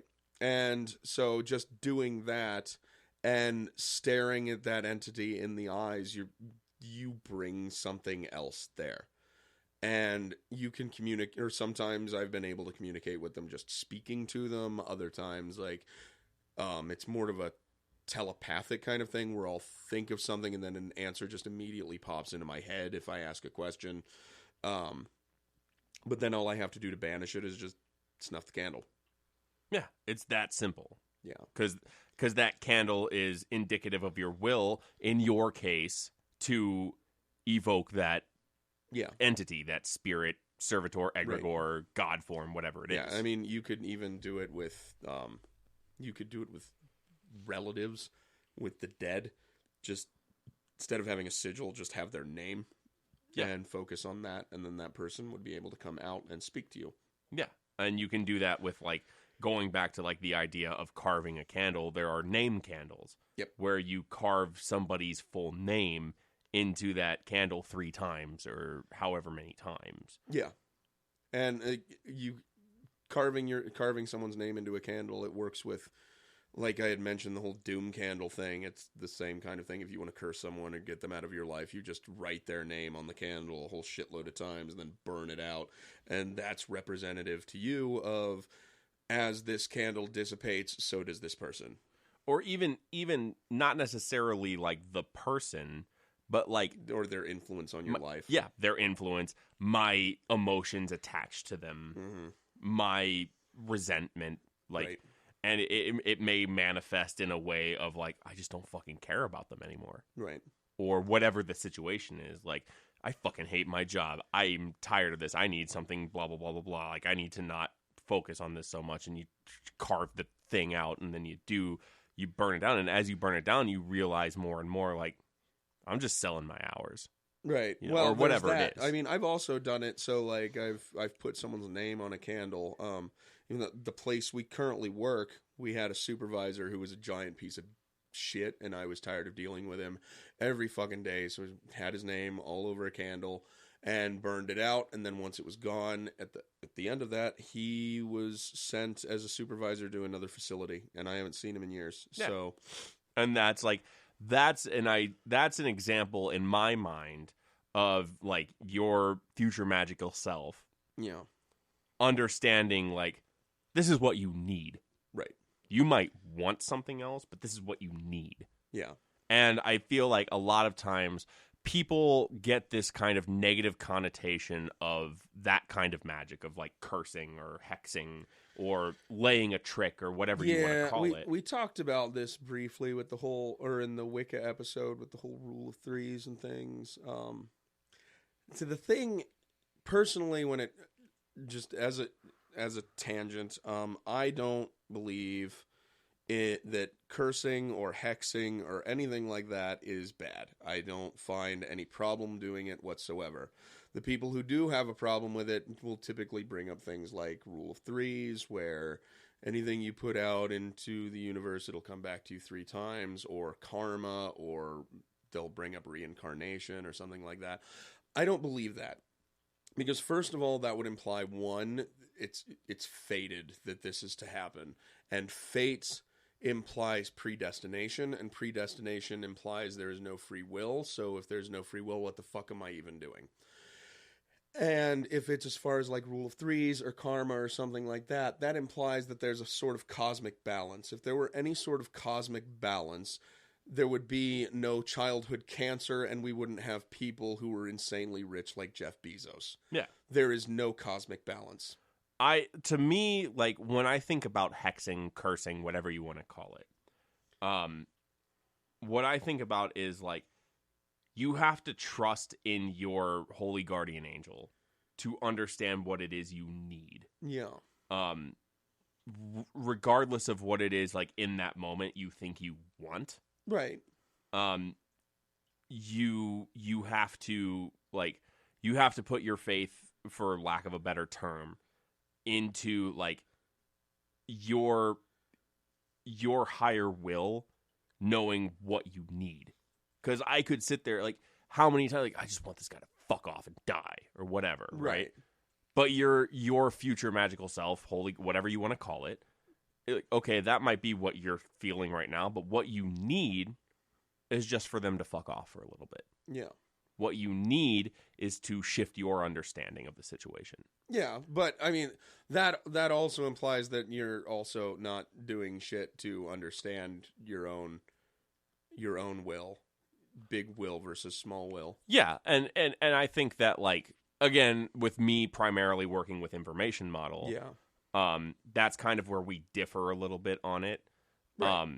Where like maybe what you need is a better work environment. You know? Right. But there's a difference. Like I know what I need, but right now it's not achievable. So I'm going to do what I can with what I have. Yeah. And I guess what I would say is like what I'm doing in that situation is putting the onus isn't the right word. Yeah. But I'm basically putting my trust in my future magical self to clear those roadways, to make it easier for me to get down that path more easily, to clear out that block. Right. My counterpoint to that is if it is your future magical self, then that is you, and you ultimately do know what you need and what you want. And if you're not going to do the things you need and want, then you won't ever achieve that future magical self. True. And that's where it comes into like the classic example that we always bring up of like you can pray to whatever gods, you can sleep with a textbook under your bed every night, but if you don't study, you're not going to pass the test. Right. You still have to put in the work. Right. But what I'm saying ultimately, like as far as hexing and cursing people, I don't care. Oh no, and it's a thing of like, I think you and I are saying the same thing in a different language almost. Yeah. But that's kind of tangential. Yeah. Whatever. Back to candles. Yeah, candles. Fuck yeah. So like using that in a way for like evocation, I think is like it brings to mind when we found the fucking dead water. Yeah. Again, of like we used candles for that. Well, candle singular, but yeah. Yeah, but whatever. We used candle still did magic it. for it. And the way that had worked was kind of the same sort of evocation that I had just mentioned, but after speaking to the demon. Yeah, so it was a goetic ceremony. Yeah, a goetic evocation. Yeah. And after speaking to the demon, and this was all telepathic, what had happened was he basically told me, picture a map in your head of this county that you're in. Picture the map. And then stare at the candle, blow out the candle, close your eyes, and that last flicker of light that you can see in your eyes from that remaining, like those remaining photons or whatever, that residual sign behind your eyes, that is going to be placed, like, superseded on top of the map, and that's where it is. Yeah. And that's where it was. Yeah, and that was a wild ass, like, it was fucking weird. Yeah. But it worked. Mm-hmm. And it was, like, legit as fuck. And that was kind of like the similar thing I was going to bring up, which, Yara, I've gone into with you before, was the ritual that I had crafted for selecting colors of magic to work with. Yeah. Wherein basically what you do is you set 8 candles in a circle. Which we've just used that pot that I have over there filled with sand. Yeah. It's like a mixing bowl that I have filled with sand, and then when you just take those little, like, 10-cent small ass candles, 4-inch candles or whatever, and you pick one for each color on the chaos sphere. You light all of them, you stare at them, and then you close your eyes and you wait for the last photon, basically. And what you're doing is, as those fade, the first one that fades, you snuff that candle out. And you just go and go and go until you have one left. Mm-hmm. And then that's the color you're working with. And then you leave it there. The way that it's designed is it can be an elongated ritual. Yeah. You leave it there. You let that candle burn out. So that the next time you do it, you leave that burnt out stump basically there. And then you light the other candles. And you do the same thing again, and again, until you have one left. And at that point, you've worked through all the colors. Yeah, and that it doesn't have to be the same with just colors. You could, like, if you have a major decision that you need to make and you have several options, you can do the exact same thing. Just choose one candle for each option. Yeah, you can assign them. Process. You can sigilize them. You can do whatever. Another thing that I had done relatively recently, as far as candle magic centric things go, was it's a voodoo, like, 7-day healing ritual. And basically the way that it works is it involves a name candle, and you dress that candle with healing herbs and oils.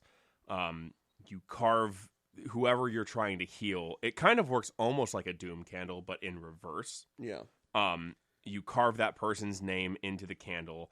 You spike that candle into certain dirts. So you use dirt from a hospital, and you use dirt from a riverbed for their, like, healing properties. Yeah. You put herbs in there, mix it all together. You spike the candle in there, and then you light it and pray over it for the healing of whoever you've carved their name into the candle, and you let that go. And you do that over the course of 7 days to promote, like, a healing effect on that person. Which is very, like, classic sympathetic magic, basically. And for that one, I used not pillar candles, but those, like, very little, like, not like the 4-inch candles, but the shorter, wider ones. Like tea lights? But a little bit taller. Like, if a tea light just got really out of hand. Yeah. fuck, I don't know what those are called. But I use those. But you could use any candle for it, really. Girthy tea light. Yeah, the very tall tea lights. But I've used candles a lot and stuff. Khelone, I remember doing a ritual where it was again like a voodoo ritual.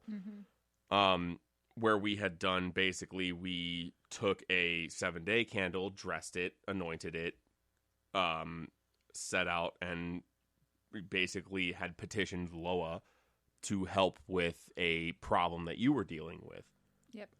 But that was at its core, it's candle magic. Yep. And with that one specifically, we didn't leave the candle there because the intent was, okay, now you take this candle with you, and when you need the help, you have this dressed, anointed candle. You can light it, you can meditate, and it will help.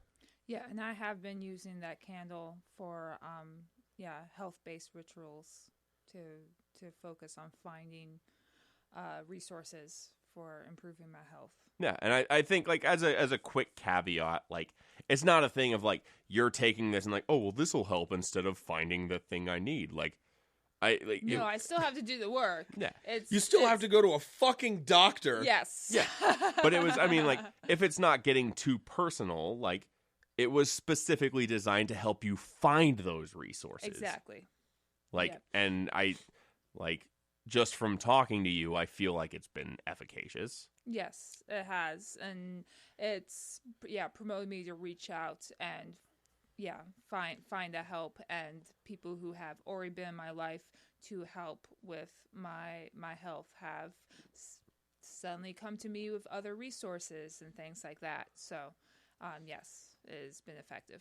But speaking along those lines, on our I was just reminded of something on our Facebook group. We had someone ask a question. Okay. It said, "I'm dealing with is healing a very serious terminal illness like cancer possible with magic? No one in my family or friends is suffering from any like that illness now. Fortunately, I only want to have a discussion about whether or not it's possible in a theoretical sense." To which I had answered that if magic is the science and art of causing change to occur in conformity with will, as designed by Aleister Crowley, then yes. Consider also Arthur C. Clarke's quote of any sufficient advanced technology is indistinguishable from magic. Then isn't it an act of magic to have one's cancer eliminated by chemotherapy or radiation? Or instead of using these words, alchemy and energy. The mechanism of the placebo effect is still unknown to us, and yet it works. An individual who believes he is being prayed for heals at a swifter rate than one who does not. Is this not a form of magic? Outside of this, most anecdotal evidence points to yes, but to forego treatment in the hopes of a miracle is foolish. If you're sick, go to a fucking doctor. Yes. But that's not to say, like, you don't not do magic for it. Yeah. Like, By going to a doctor, you are doing magic. yeah, but you can also, like, do a ritual to, like, help the doctor along with things. Yeah. Like, make your diagnosis that much swifter. Make the X-ray more efficacious. Yeah. Or if you're having trouble reaching out for help, do magic that helps you with reaching out for help and finding those resources. Yeah.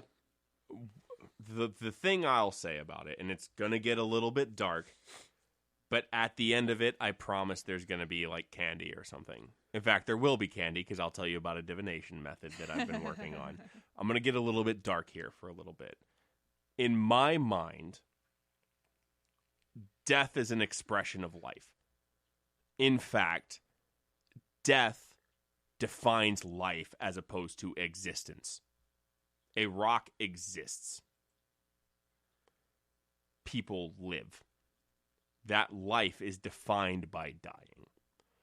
And in that sense, to try and not necessarily postpone, but to eliminate that process from happening, you're eliminating the beauty of life. Things matter because this is finite. Everything matters because it ends. The love that I have for anybody, my co-hosts on this show, my family, my friends, matters because it will end one day. And so I ascribe the meaning into making it count as much as I can while I have the time I have. So maybe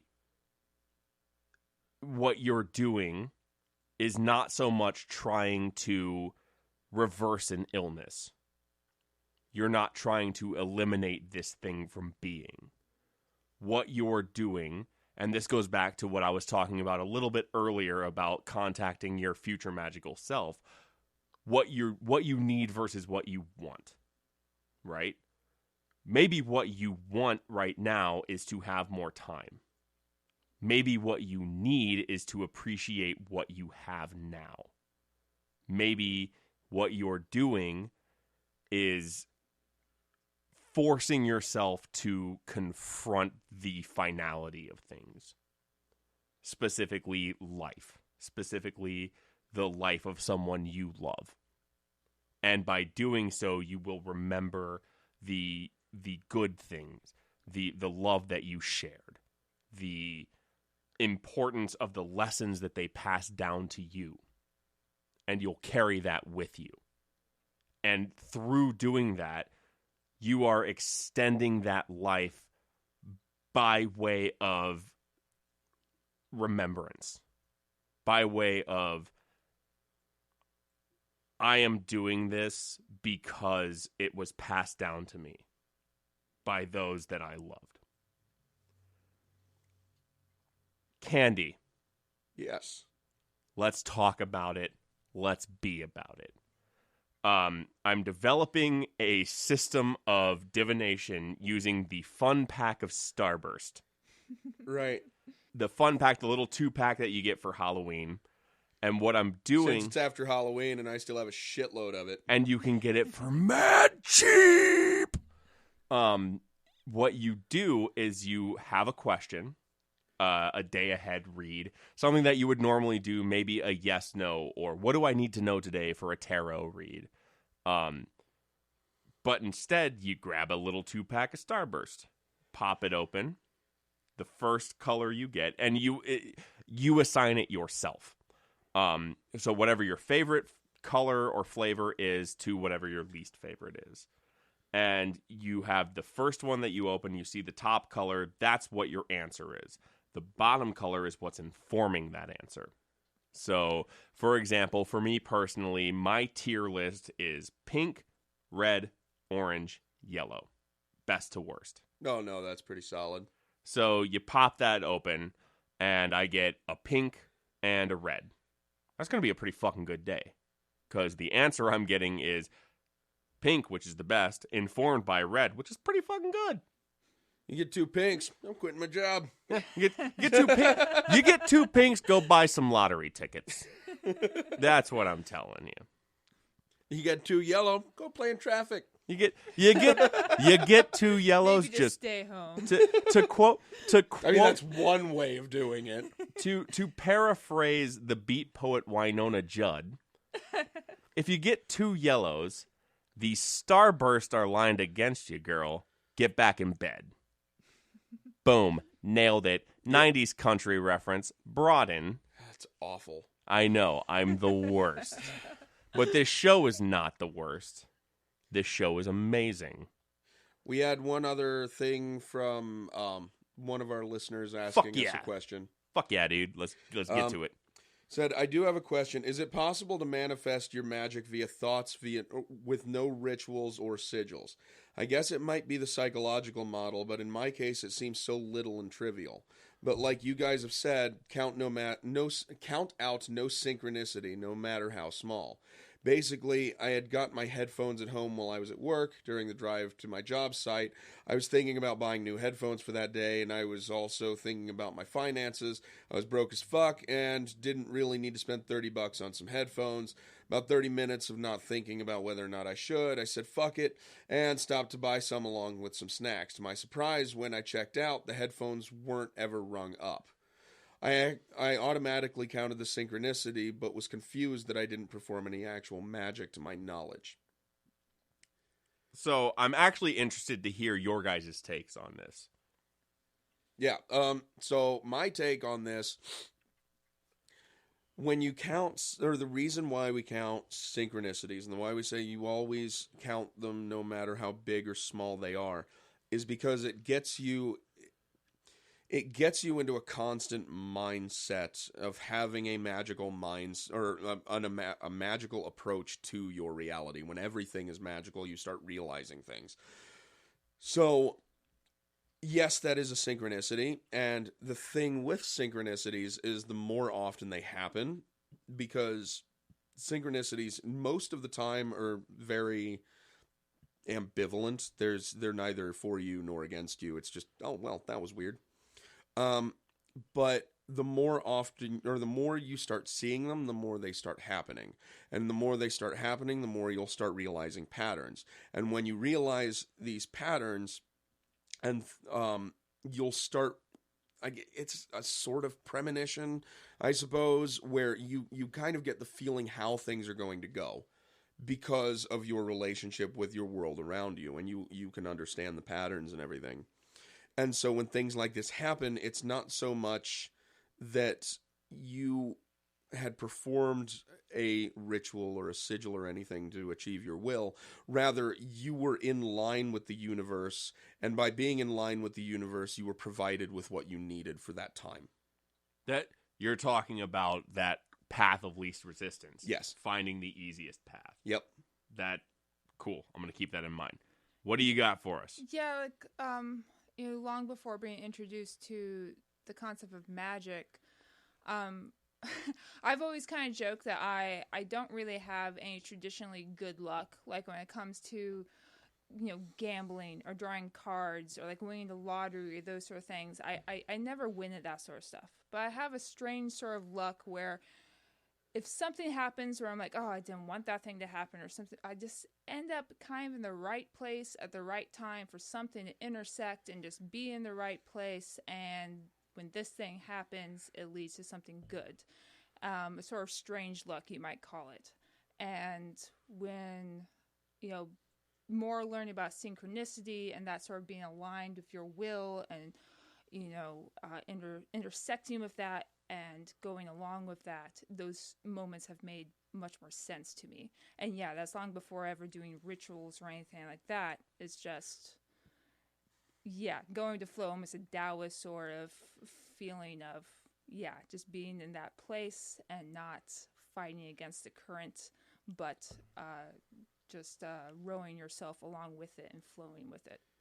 Accepting the energy. I'm going to do it.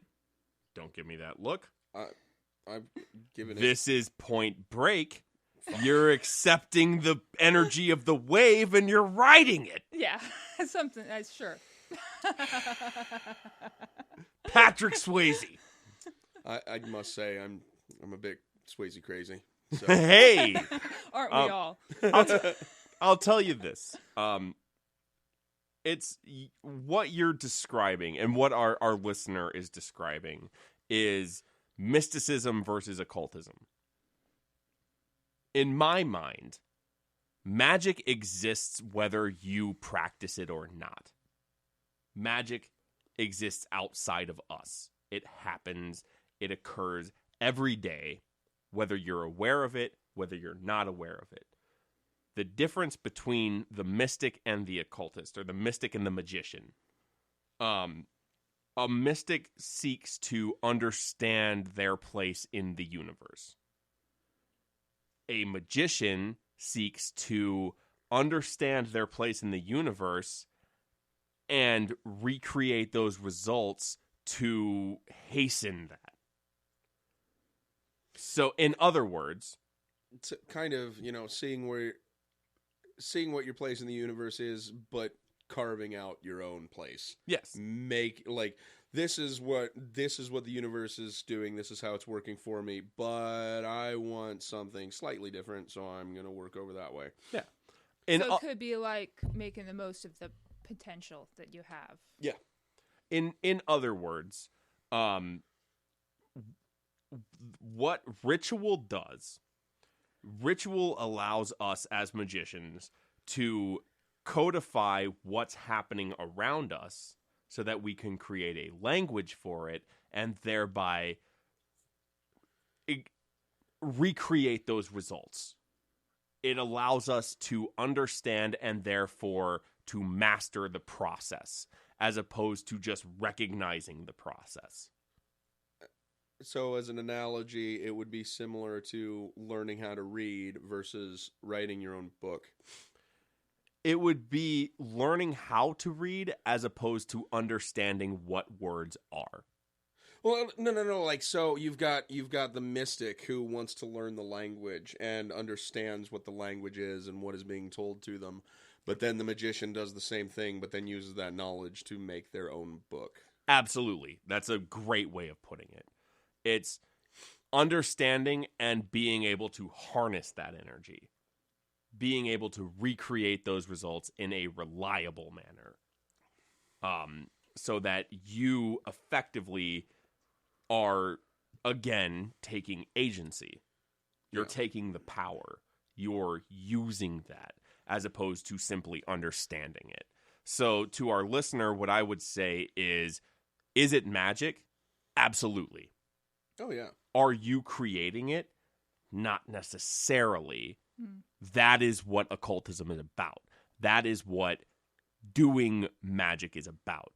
Ritual, like for whatever I've just said, it's absolutely vital because your brain needs to be able to like categorize that event. Your brain needs to understand why it worked and how it worked so that you can then, as a conscious being with a will of your own, can recreate it. Yep.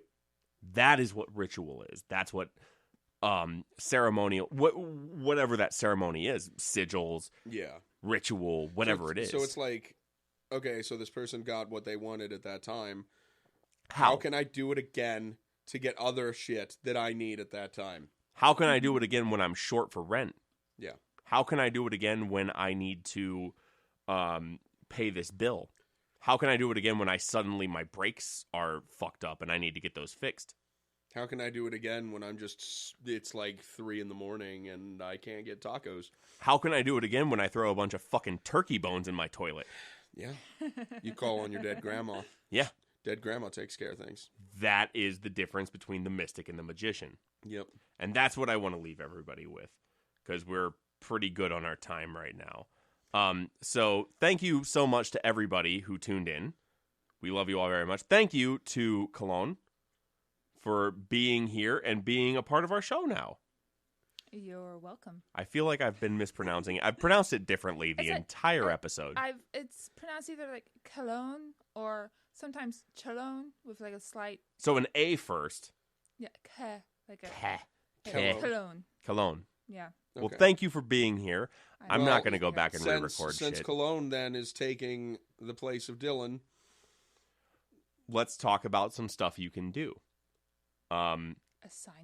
Assignments. I know that we had said in like emails and conversations we're not going to give you some. Well, you get some. We're going to give you some.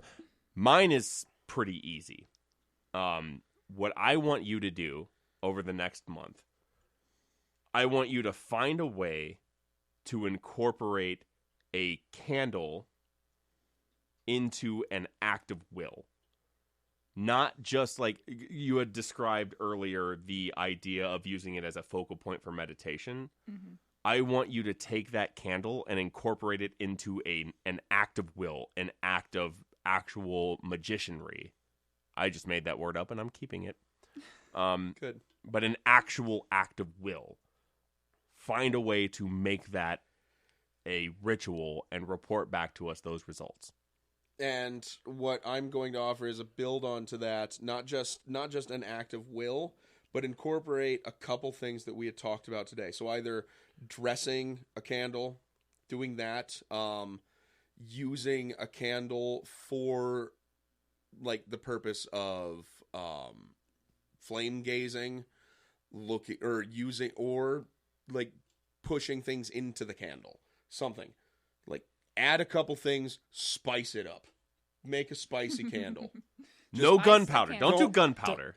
Although I'll do what I want. if you want gunpowder, There you go. See, I'm not your dad. I'm not Frauder Dad, except for when I am. If you want gunpowder, I can You want to start up a spicy candle? Start with cinnamon. We'll work Maybe from I'll work there. up to cayenne. Ooh, slow down. Woo! All right. Well, thank you guys so much for tuning in to this episode of the Faith Blind Council. Thank you so much to our sponsors. Also, if you guys have anything you want to ask us about, if you just want to tell us that we suck or whatever, or tell us that we're awesome, you can get a hold of us. We have an email address that is faithblindpod@gmail.com. You can also get a hold of us on Twitter. You can get a hold of the show at FBC Podcast 1. You can also get a hold of me personally at Dr. Laserbomb. There's an underscore between DR and Laserbomb. So many letters. No, I don't want to hear it. So many lasers. Turkey. Turkey I should change it lasers. to Turkey Laser. Turkey laser. Fuck yeah. Dr. Turkey Laser. Me on Twitter, I'm at Yaramarud, YARAMARUD. That just sounds like letter salad. Yeah. Yaramarud. Yaramarid. Yeah, Yaramarud. Yaramarid. Yeah. Khelone, do you have stuff that we can get a hold of you at? I'll see anything that's posted on the Facebook page. Absolutely. Yeah. We do also have that. We got a group on Facebook. We got a Facebook page. If you want to do that thing, we're on Instagram too. We are on Instagram at FBC Podcast. And I think that's pretty much everything we got. Yeah. But thank you guys so much for tuning in. We're going to get the fuck out of here. Before we go, we're going to throw out a quick Hail Skafuckle. Hail Skafuckle. Hail Skafuckle. All right, we're going to get out of here. See you guys next time. Peace. Later. Bye. This has been a production of the Faith Blind Council. Please consider supporting us on Patreon at patreon.com/faithblindcouncil. We would also like to thank our sponsors. You can support us by supporting them. You can also contact us on Twitter at FBC Podcast, the number 1, on Instagram at FBC Podcast, and via email at faithblindpod@gmail.com.